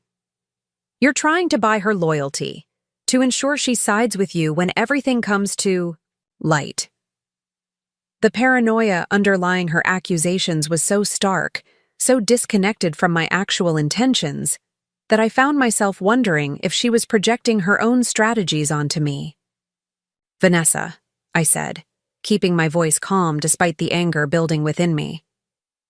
My relationship with my granddaughter is not a battlefield for whatever conflict you perceive between yourselves and me. Sophia comes here because she wants to, because we enjoy each other's company. There's no manipulation, no hidden agenda. Vanessa stood abruptly, pacing to the window and back, her agitation visible in every movement. She comes here because you're playing the victim, the poor abandoned, grandmother battling cancer alone. You're using her kind heart against her, making her feel obligated to spend time with you. The cruelty of the accusation hit me like a physical blow, driving the breath from my lungs. That she could twist something as genuine as my relationship with Sophia into something so calculated, so manipulative, revealed more about Vanessa's worldview than she perhaps intended. Is that truly how you see this situation? I asked quietly. That I'm playing the victim by having cancer? That I'm using my illness to manipulate a 14-year-old girl? Vanessa had the grace to look momentarily chastened, though she quickly recovered her combative stance. That's not what I meant, but you can't deny you've changed since the diagnosis. You've become difficult, unreasonable. Daniel is only trying to help, to make sure you're properly taken care of, and you've shut him out completely. I took a slow breath, gathering my strength for what needed to be said. Vanessa, I appreciate that you and Daniel believe you're acting in my best interests, but you need to understand something fundamental. My life is my own. My home, my finances, my relationships, these are not committee decisions. I am still competent, still capable of determining what's best for me. I paused, watching her expression harden with each word. As for Sophia, she is welcome in my home anytime she wishes to come. If you and Daniel decide to forbid these visits, that's your prerogative as her parents. But it would be a decision based on your issues, not on what's best for her. Vanessa's face flushed with anger, her composure cracking further. You're unbelievable, she hissed. After everything we've done for you, all the times we've included you in family events, consulted you on decisions, kept you involved in our lives. And this is how you repay that consideration? The revisionist history was so blatant, so contrary to the reality of our interactions over the years that I almost laughed despite the tension of the moment. When was the last time they had consulted me on anything that didn't involve my financial contribution? When had they ever adjusted their plans to accommodate my inclusion? I think, I said carefully, that we have very different memories of how our relationship has functioned. But regardless, I'm not going to argue about the past. My focus now is on the present and the future, however much of it I may have left. The reminder of my mortality hung between us, uncomfortable and unavoidable. Vanessa's expression shifted, calculation replacing anger as she assessed a new approach. "Eleanor," she said, her voice softening to a practiced tone of concern. "We're worried about you. The isolation, the secretive behavior, the sudden changes in your relationships. These can be symptoms of psychological effects from your illness and treatment. Dr. Chen mentioned that depression and anxiety are common side effects. Perhaps you should consider speaking with someone professional about these feelings you're having." The transparent attempt to pathologize my newfound boundaries might have been amusing if it weren't so insidious. "I appreciate your concern," I replied, my tone making it clear I recognized the strategy. "But my mental health is being adequately monitored by my medical team. Dr. Chen is quite satisfied with my psychological adjustment to the diagnosis and treatment." Vanessa's facade of concern evaporated instantly, replaced by cold determination. "Fine. If you insist on being difficult, you leave us no choice. Daniel has been too soft, too willing to accommodate your eccentricities, but this ends now. Either you start behaving reasonably, discussing your financial plans with us, considering appropriate living arrangements, and stopping this inappropriate influence over Sophia, or we'll be forced to take more formal steps." The threat hung in the air between us, vague but unmistakable. "What formal steps might those be?" I asked, my voice steady despite my racing heart. Vanessa straightened her shoulders, clearly prepared for this question. "There are legal remedies for situations where elderly individuals begin making irrational decisions that harm themselves or their families. Competency evaluations, conservatorships. Daniel has been reluctant to consider these options, but I've been doing research. We have grounds, Eleanor. Your behavior since the diagnosis has been erratic at best."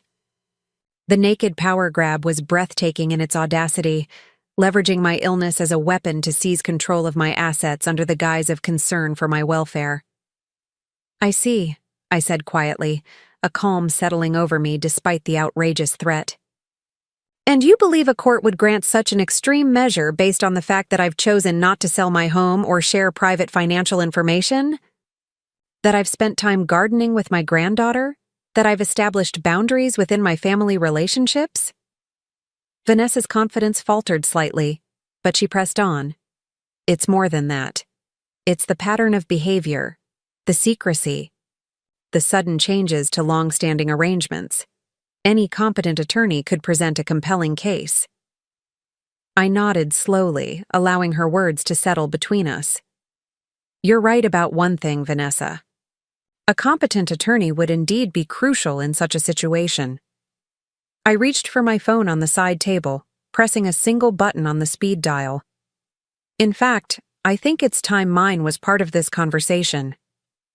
Vanessa's eyes widened with alarm. "What are you doing?" I held up a hand, signaling for silence as the call connected. "Jonathan? It's Eleanor Wilson.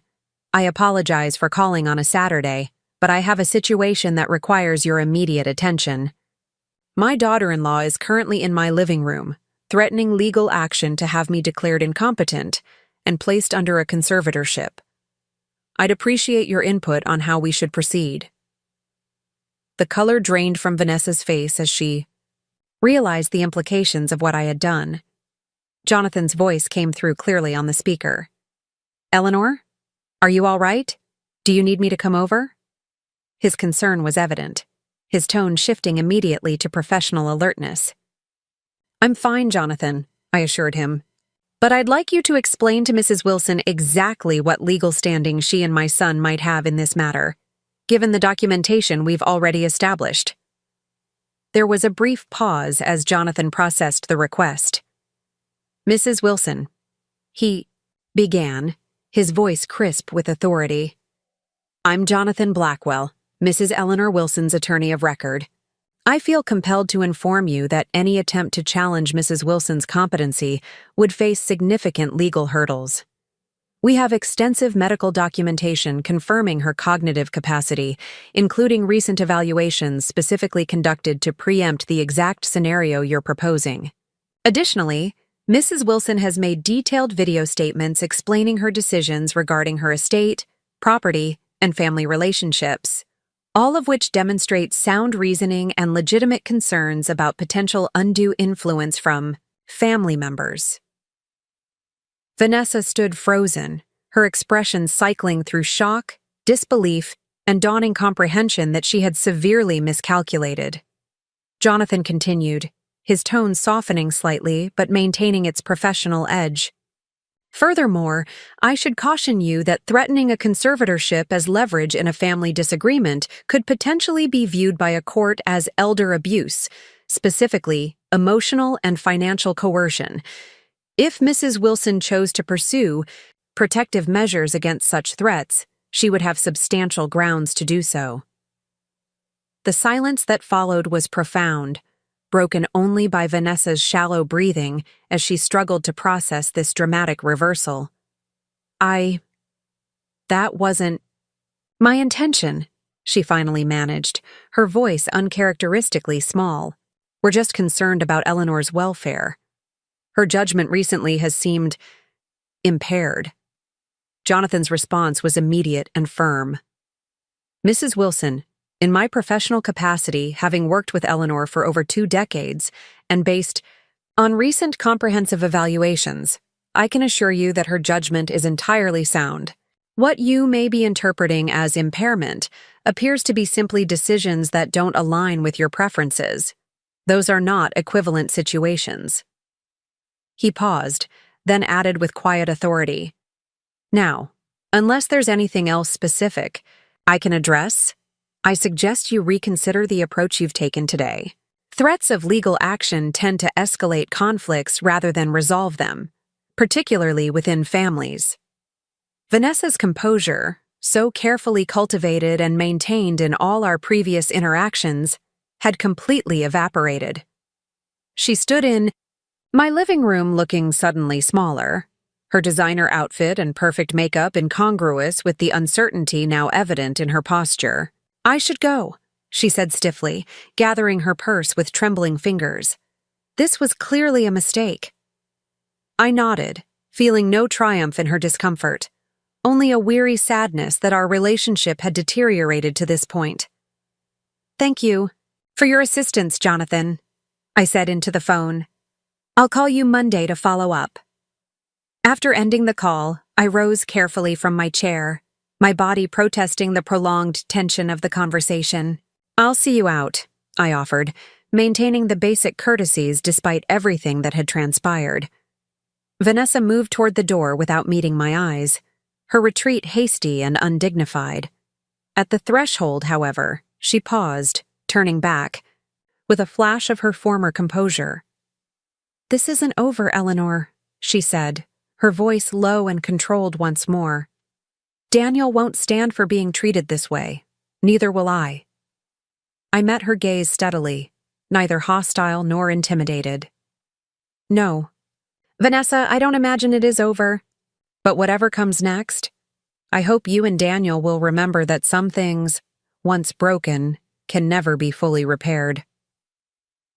After she left, I sank back into Ed's chair, my entire body trembling with the aftermath of adrenaline. The confrontation had drained what little energy I had left after the morning with Sophia, leaving me hollow and shaky. I closed my eyes, focusing on my breathing, in and out, slow and steady, the way the mindfulness counselor at the cancer center had taught me. When I felt steadier, I picked up the phone again and called Martha. "Can you come over?" I asked without preamble. Something's happened. To her credit, Martha asked no questions, simply promised to be there in 20 minutes. As I waited, I reflected on how completely Vanessa's visit had illuminated the situation. What I had suspected, that Daniel and Vanessa viewed me primarily as a financial resource to be managed, was now confirmed beyond any doubt. They weren't simply disappointed by my assertion of independence. They were prepared to take legal action to override it if necessary. The revelation should have hurt more than it did. But perhaps I had already processed the worst of that pain in the quiet hours of introspection during my recovery. What remained was not anguish, but clarity. A stark, unvarnished understanding of exactly where I stood with my son and his wife, and what I needed to do to protect myself going forward. Martha arrived bearing a bottle of wine and a determined expression. "What happened?" she demanded as soon as she crossed the threshold. "You look exhausted." I managed a wan smile, leading her to the kitchen where I could sit at the table, rather than lowering myself back into the deeper living room chair. "Vanessa paid me a visit," I began, watching Martha's expression darken immediately. "She wants me to stop seeing Sophia on Saturdays, and she threatened to have me declared incompetent if I don't start behaving reasonably, which apparently means selling my house, discussing my finances with them, and generally doing whatever they think best." Martha's reaction was immediate and explosive, a stream of colorful language that would have shocked anyone who knew only her church volunteer persona. When she finally ran out of steam, she poured us each a glass of wine, pushing one toward me with a questioning look. "Can you have this with your medication?" I nodded. "One glass is fine. Dr. Chen actually recommended it for stress relief in moderation." Martha sat across from me, her indignation gradually settling into something more focused. "So, what did you do? Please tell me you showed her the door." I recounted the conversation in detail, including the call to Jonathan and Vanessa's parting threat. Martha listened intently, her expressions cycling through outrage, satisfaction at Jonathan's intervention, and finally sober concern. "This is getting serious, Ellie," she said when I finished. "They're not just being entitled and selfish anymore. They're actively plotting to take control of your life." I nodded, having reached the same conclusion.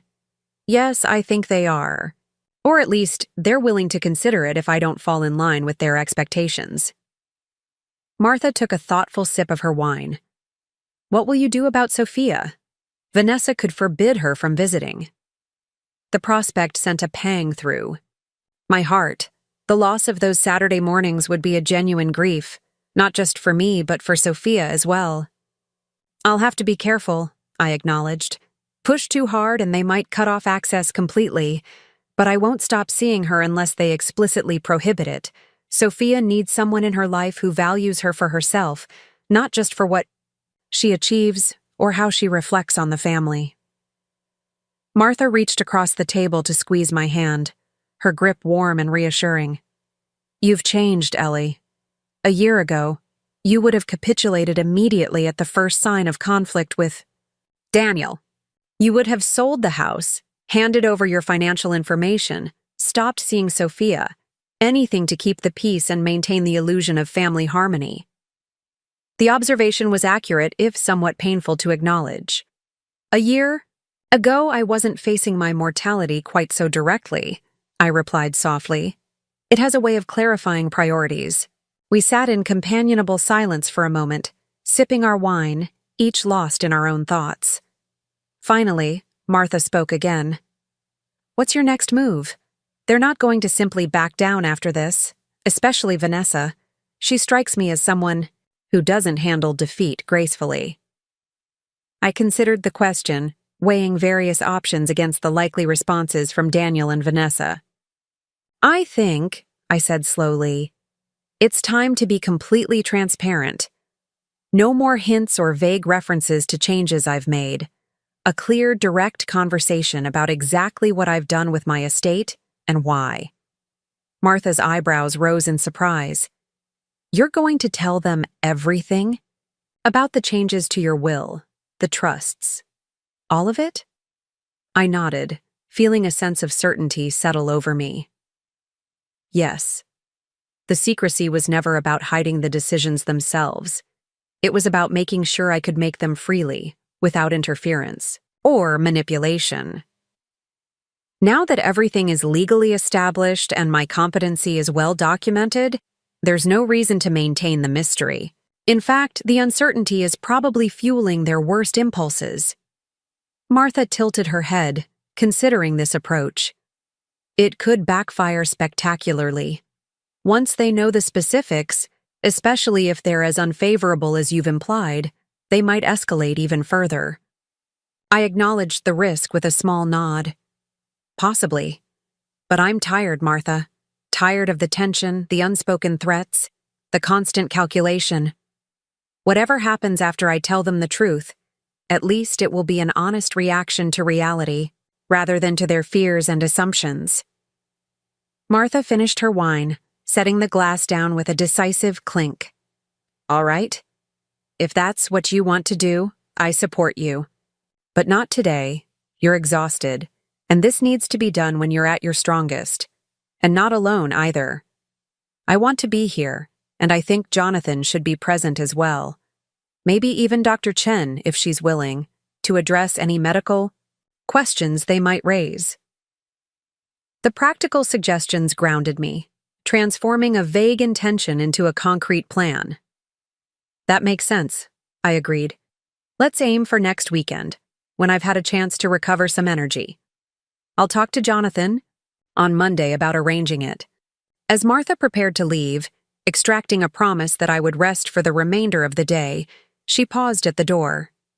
You know they might never forgive you, right? Depending on what you've done, this could be the final break. The possibility was one I had lived with since signing the new will, a grief I had already begun to process. Yes, I said simply. But I've realized something important, Martha. Forgiveness freely given is a gift. Forgiveness extracted through emotional manipulation or financial control isn't forgiveness at all. It's just another form of coercion.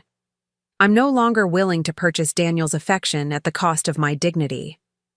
The week that followed was among the most challenging of my treatment. The radiation effects had reached their peak intensity, leaving me with painful skin reactions and bone-deep fatigue that made even the simplest tasks monumental efforts. Dr. Chen assured me this was normal, that the worst side effects typically culminated just before the end of treatment, but the knowledge provided limited comfort as I struggled through each day.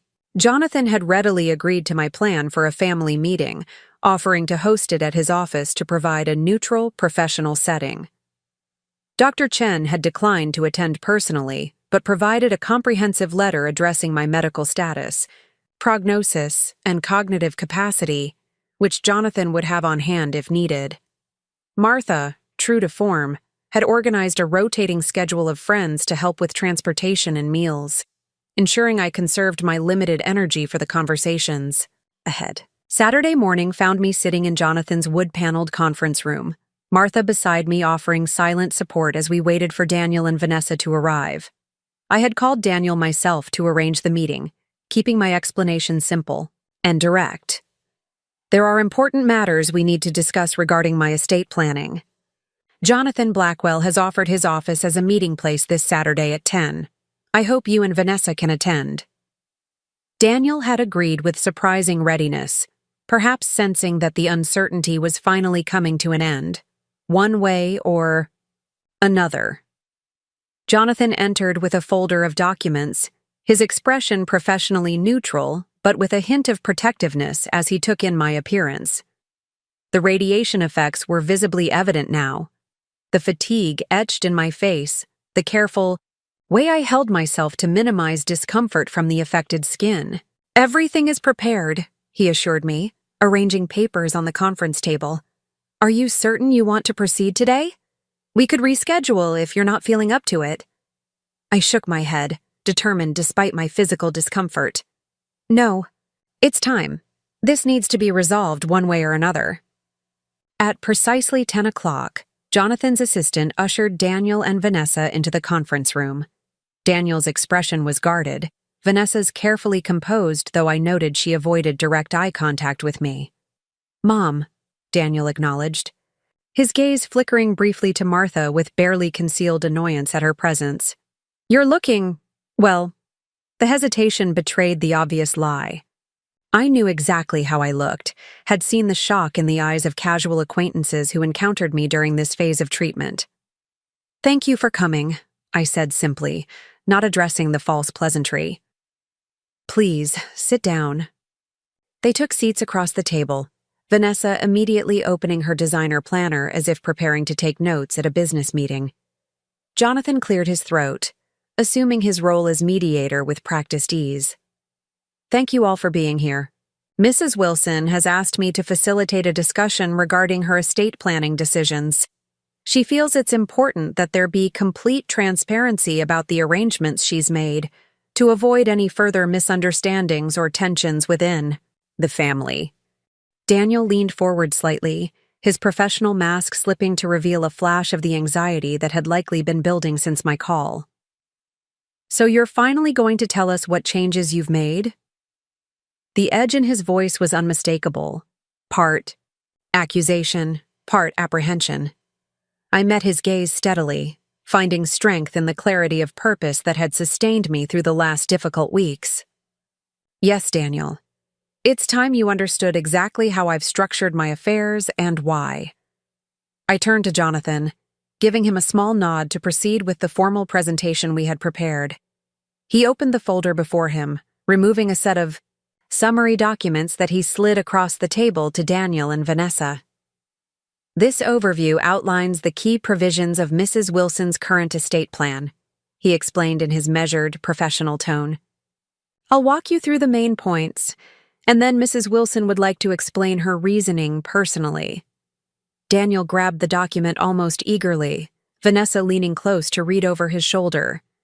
I watched their expressions as they scanned. The first page saw the moment comprehension dawned. Daniel's face draining of color, Vanessa's lips pressing into a thin, bloodless line. This can't be right, Daniel finally said, his voice hoarse with shock. There must be some mistake. Jonathan's expression remained impassive. There is no mistake, Mr. Wilson. These documents accurately reflect your mother's current estate plan, executed and notarized 6 weeks ago, with multiple witnesses present to verify her competence and the voluntary nature of her decisions. Daniel looked up from the papers, his eyes finding mine with naked disbelief. Mom, this says the house and almost all your liquid assets are going to a charitable foundation. That Tyler and Sophia only receive trust funds for education. That Martha gets the lake property. His voice rose with each statement, incredulity giving way to anger. There's practically nothing for Vanessa and me. Nothing. After all these years, after everything. He broke off, seemingly unable to complete the thought, the magnitude of what he perceived as betrayal rendering him momentarily speechless. Vanessa had no such limitations. This is outrageous, she snapped, slapping the document down on the table. Completely unacceptable. We are your family, Eleanor. Your only family. And you're cutting us out in favor of what? Some random charity? Your bridge club friend? This is exactly what we meant about impaired judgment. I had anticipated their reaction, had prepared myself for the anger and accusations, yet the reality of facing it still sent a wave of sadness through me. Not regret, I remained confident in my decisions, but grief for what our relationship had become, for the fact that my son could view my independent choices only through the lens of what they denied him rather than the values they reflected. It's not some random charity, I said quietly when Vanessa had run out of steam. The Second Chance Foundation provides educational opportunities for disadvantaged youth, children without the privileges and advantages I was able to give you, Daniel. Children who need the kind of support that might transform their lives the way your father and I tried to transform yours. Daniel stared at me, his expression hardening. So this is punishment, then? For not living up to your expectations? For not being the perfect, grateful son? I shook my head, refusing to be drawn into a defensive position. This isn't about punishment, Daniel. It's about purpose. About using what I have to create meaningful impact in ways that align with my values. Jonathan interjected smoothly, his calm professionalism helping to diffuse some of the tension. Perhaps it would be helpful if Mrs. Wilson explained her overall philosophy in restructuring her estate. There is a coherent vision behind these decisions, not arbitrary exclusions. I nodded gratefully, gathering my thoughts before continuing. When I was diagnosed with cancer, I began, my voice steady despite the emotion of the moment. It forced me to consider not just my mortality, but my legacy. What would remain of me, of the values I've tried to live by? I realized that I had an opportunity to make choices that would reflect those values in a tangible way. I looked directly at Daniel, willing him to truly hear me. The house that you've been so eager for me to sell represents security, something I believe everyone deserves, but not everyone has access to. By directing its value to the foundation, I can help provide that security to young people who have never known it. The lake property goes to Martha because she has shown genuine care and friendship without expectation of return, a quality I value deeply and wish to honor. I paused, gathering strength for the most difficult part. As for you and Vanessa, Daniel, the truth is that you don't need my money. You've built a very comfortable life, with resources far beyond what most people ever attain. What you might want from my estate is additional luxury, not necessity. Daniel flushed, opening his mouth to protest, but I continued before he could interrupt. Tyler and Sophia, however, are still establishing their paths. Their educational trusts are substantial, enough to cover undergraduate and graduate studies at any institution they choose. I want them to have the freedom to pursue their passions without financial constraint, just as I wanted for you. But I also want them to understand that true wealth isn't measured in dollars but in contribution, in how we use our resources to create a better world. Vanessa made a dismissive sound, her expression contemptuous. Spare us the philosophical lecture, Eleanor. This is about family obligation, plain and simple. You don't disinherit your only child in favor of strangers. It's unnatural. The accusation hung in the air, its implicit judgment that my choices violated some fundamental natural law of family relations. I considered it thoughtfully, before responding, aware that my answer would shape whatever relationship might remain possible after this meeting. Family relationships involve mutual obligations, Vanessa, I said finally. They're not one-directional flows of support, material, or otherwise. For years, I've provided financial assistance whenever requested. The down payment on your first house, private school tuition for the children, renovations, vacations. I've adjusted my schedule to accommodate yours, made myself available whenever you needed practical help with the children. In return, I've received what, exactly? The question wasn't rhetorical. I paused, genuinely inviting them to articulate what they believed they had contributed to our relationship. The silence that followed was telling, stretching uncomfortable seconds into a full minute as Daniel and Vanessa exchanged glances, seemingly at a loss to identify specific examples. That's not fair, Daniel finally said, his tone defensive, rather than confident. We've included you in family events, kept you involved in our lives. That's what family does. The weakness of the response, essentially claiming credit for not completely excluding me, was so revealing that I felt a fresh wave of sadness wash over me. Daniel, I said gently, when was the last time you called just to ask how I was doing? Not to discuss financial matters or request something, but simply because you cared about my well-being? When did you last adjust your plans to accommodate my needs or preferences? When have you offered support without being explicitly asked? He shifted uncomfortably, avoiding my gaze. We've been busy, he muttered. Work, the kids' schedules. It's been a demanding few years. I nodded, acknowledging the partial truth in his excuse while recognizing its inadequacy. Yes, life is demanding. We all make choices about how to allocate our limited time and attention. Those choices reveal our true priorities, not our stated ones.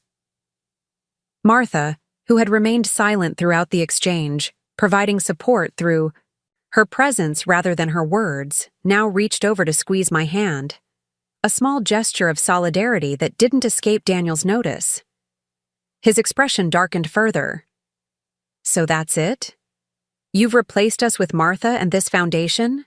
Written us out of your life as well as your will?"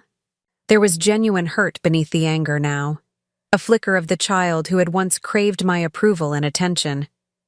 It would have been easy to soften in that moment, to offer reassurances and compromises. But that pattern, my yielding to maintain harmony, regardless of the cost to my own integrity, was precisely what had led us to this point. "No, Daniel," I said firmly. "I haven't written you out of my life. I'm sitting here now having this difficult conversation because I value the possibility of an honest relationship with you. But it has to be a relationship based on mutual respect and genuine care, not obligation or financial expectation." I gestured to the documents still spread before them. "These decisions reflect my values and priorities. They are not negotiable.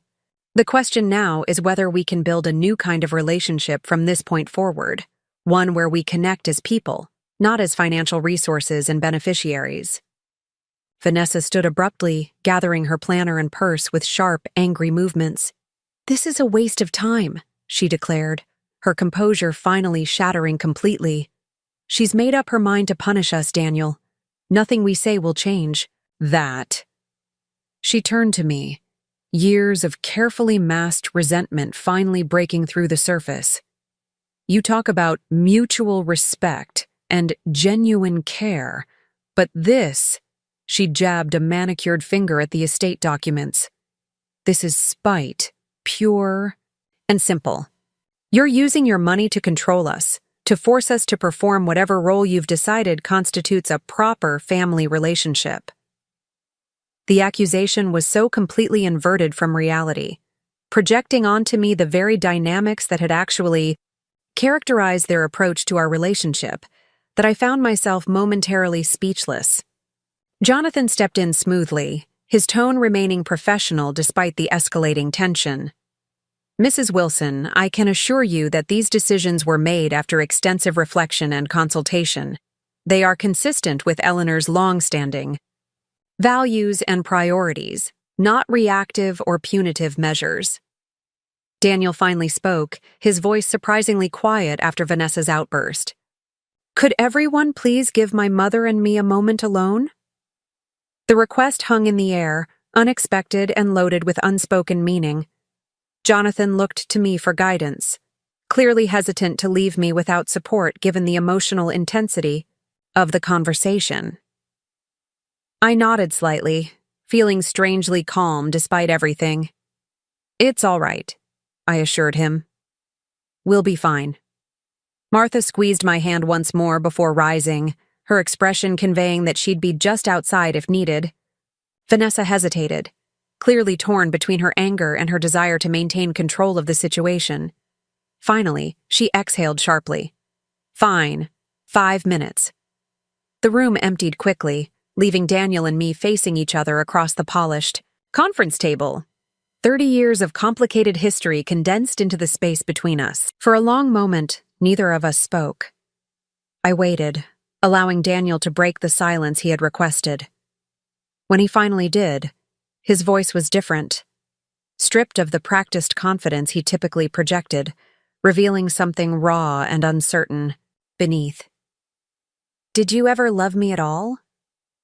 The question struck me like a physical blow, so fundamentally wrong in its premise that for a moment I couldn't formulate a response.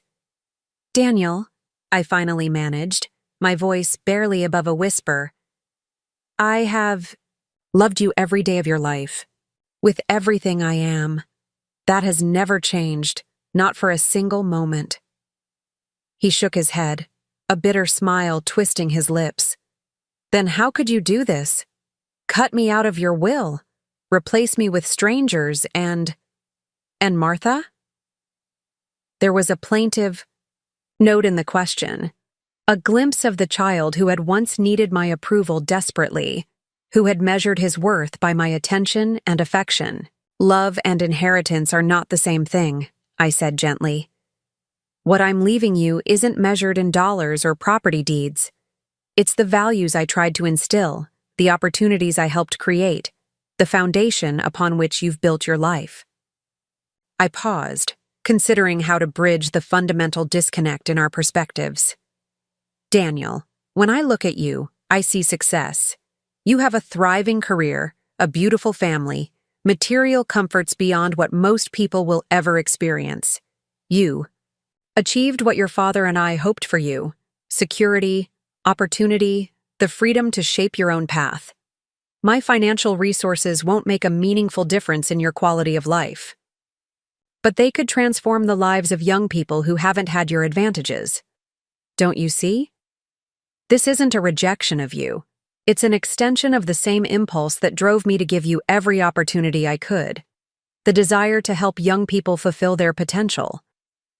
Daniel was quiet for a long moment, his expression unreadable. When he spoke again, his voice held a new note, not anger or entitlement, but genuine confusion. Then why didn't you just tell me? Why all the secrecy, the hints about changes to your will, the legal maneuvering behind my back? It was a fair question, one I had asked myself during the sleepless nights of my recovery. At first, I wasn't sure what changes I wanted to make, I admitted. The diagnosis forced me to think about my legacy in ways I hadn't before. But as time passed, as I observed our interactions during my illness, I realized something important. Our relationship had become fundamentally unbalanced. My value to you and Vanessa seemed increasingly tied to what I could provide materially. The secrecy was self-protective. I needed to make these decisions freely, based on my values and priorities, not in response to pressure or manipulation. So you didn't trust me, Daniel concluded, his tone flat. After everything, you assumed the worst about my motives. I sighed, feeling the weight of decades of complex emotions. Daniel, when you learned about my diagnosis, your first response wasn't concern for my well-being or offers of support. It was renewed pressure to sell my house and liquidate assets. When I established boundaries around those decisions, you and Vanessa explored having me declared incompetent. Those aren't the actions of someone primarily concerned with my welfare. He flinched, unable to deny the truth in my assessment. We were worried about you, he insisted, though with less conviction than before. Living alone, making major decisions during a health crisis. I nodded, acknowledging the partial truth in his defense. I believe you were worried, but your solution to that worry was to take control away from me, not to offer genuine support that respected my autonomy.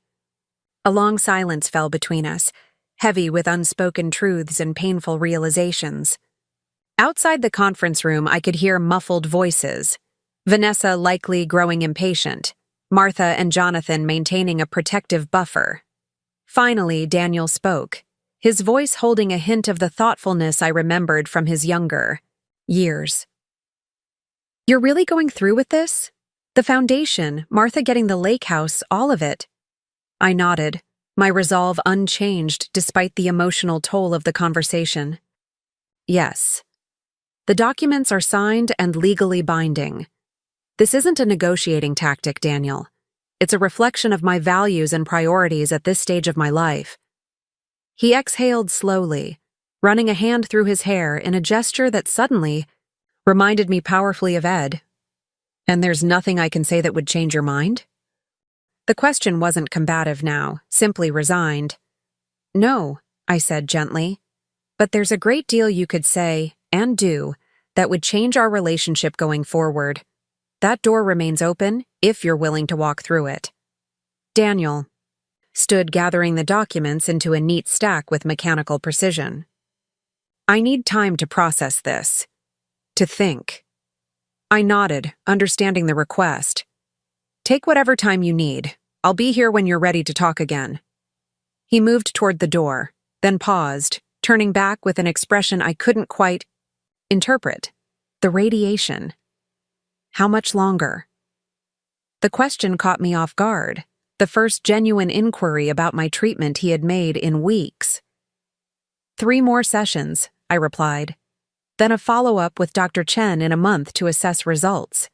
He nodded, absorbing this information. And she's optimistic? About your prognosis? There was real concern in his voice now, a flicker of the sun I remembered. Yes, I said, offering a small smile. Very optimistic, actually. The tumor markers are responding well to treatment. He seemed to want to say something more, but after a moment simply nodded again and left, the door closing softly behind him.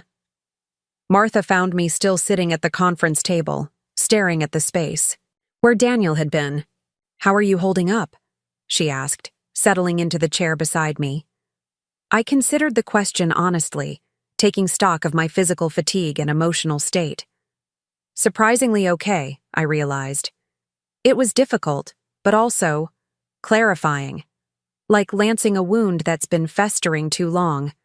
She nodded, understanding without need for further explanation. Jonathan's calling a car to take us home. Vanessa left right after Daniel, didn't look happy but didn't make a scene either. I wasn't surprised. Vanessa's public composure was too carefully cultivated to allow a complete breakdown, even under these circumstances. What happens now? Martha asked gently.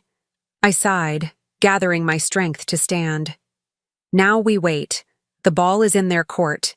They can either accept my decisions and work toward a healthier relationship, or they can choose to pull away further. Either way, I've done what I needed to do. The 3 final radiation sessions passed with little fanfare, marked only by the small ritual I had developed, placing a stone in a glass jar after each treatment, a tangible representation of progress toward completion. The medical team celebrated my final session with a small certificate and the ceremonial ringing of a bell that echoed through the radiation oncology department. You did it, Eleanor, Dr. Chen said warmly, reviewing my chart with evident satisfaction. Now we focus on healing and recovery. I nodded, feeling a curious mixture of relief and uncertainty, the structured routine of treatment giving way to the more ambiguous terrain of survivorship and whatever might come next in my personal life. Daniel hadn't contacted me since our meeting in Jonathan's office, a silence I chose to interpret as reflection rather than rejection.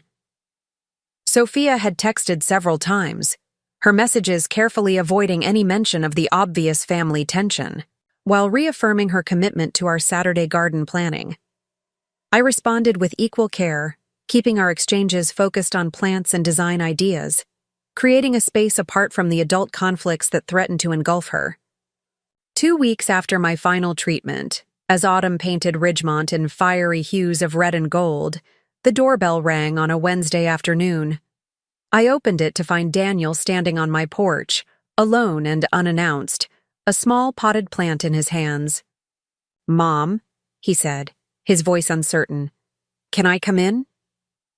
I stepped aside, wordlessly inviting him into the home he had once been so eager for me to sell. He handed me the plant. A peace lily, I noted with a flicker of recognition for the symbolism, intentional or not. How are you feeling? He asked as we settled in the living room, the question sounding genuinely concerned rather than perfunctory. Better each day, I replied honestly. The fatigue is still significant, but the skin reactions are healing well. He nodded, seeming to actually absorb this information rather than using it as a prelude to his own agenda. I've been thinking, he said after a moment, about what you said, about our relationship. I waited, giving him space to continue at his own pace. I'm not sure I can fully understand or accept your decisions about the will, he admitted. But I've realized that fighting about it won't change anything except to further damage whatever relationship we might still have. It wasn't a complete reconciliation, not by any means. There were no tearful apologies or dramatic promises of transformation, but it was an acknowledgement of reality, an acceptance of boundaries, and perhaps most importantly, a choice to prioritize connection over conflict. "I appreciate that, Daniel," I said quietly. "Where do we go from here?" He shrugged, a gesture reminiscent of his teenage years. "I'm not sure exactly, but I'd like to try. Something different. Maybe dinner next week? Just us?" The invitation was tentative, a small step rather than a grand gesture, but meaningful in its simplicity. "I'd like that," I replied, feeling a cautious hope begin to take root alongside my hard-won wisdom. Whatever came next, whether genuine healing or merely civil detente, I had claimed my power to shape my own life according to my values. Cancer had taken much from me, but it had also given an unexpected gift, the clarity to recognize what truly mattered and the courage to honor it with my choices. As I watched Daniel drive away that afternoon, I thought of the gardens Sophia and I would plant in the spring, native perennials that would return year after year, blooming in their season, regardless of who might be there to witness their beauty. Some investments were measured not in immediate returns, but in the promise of ongoing renewal, in the faith that what we nurture today might flourish long after we're gone. My son might never fully understand or appreciate the choices I had made. Vanessa might maintain her resentment indefinitely. But somewhere in Ridgemont, a young person who had never known security or opportunity would receive a scholarship from the Second Chance Foundation. They would pursue an education that transformed their prospects, perhaps becoming the first in their family to attend college. And in that transformation, something of my values, my priorities, my essential self would continue. A legacy more meaningful than any inheritance measured in dollars alone. That evening, sitting in my garden as twilight gathered, I found myself filled with a profound sense of peace. The path forward wasn't clear or certain. Relationships damaged by years of unbalanced expectations couldn't be healed in a single conversation. But I had spoken my truth, had aligned my decisions with my deepest values, had reclaimed my autonomy in ways both practical and profound. Whatever time remained to me, whether months or years or decades, would be lived authentically, shaped by my own choices rather than others' expectations. It wasn't the future I had once imagined, but it was mine. And in the end, that was enough. Up next, you've got 2 more standout stories right on your screen. If this one hit the mark, you won't want to pass these up. Just click and check them out.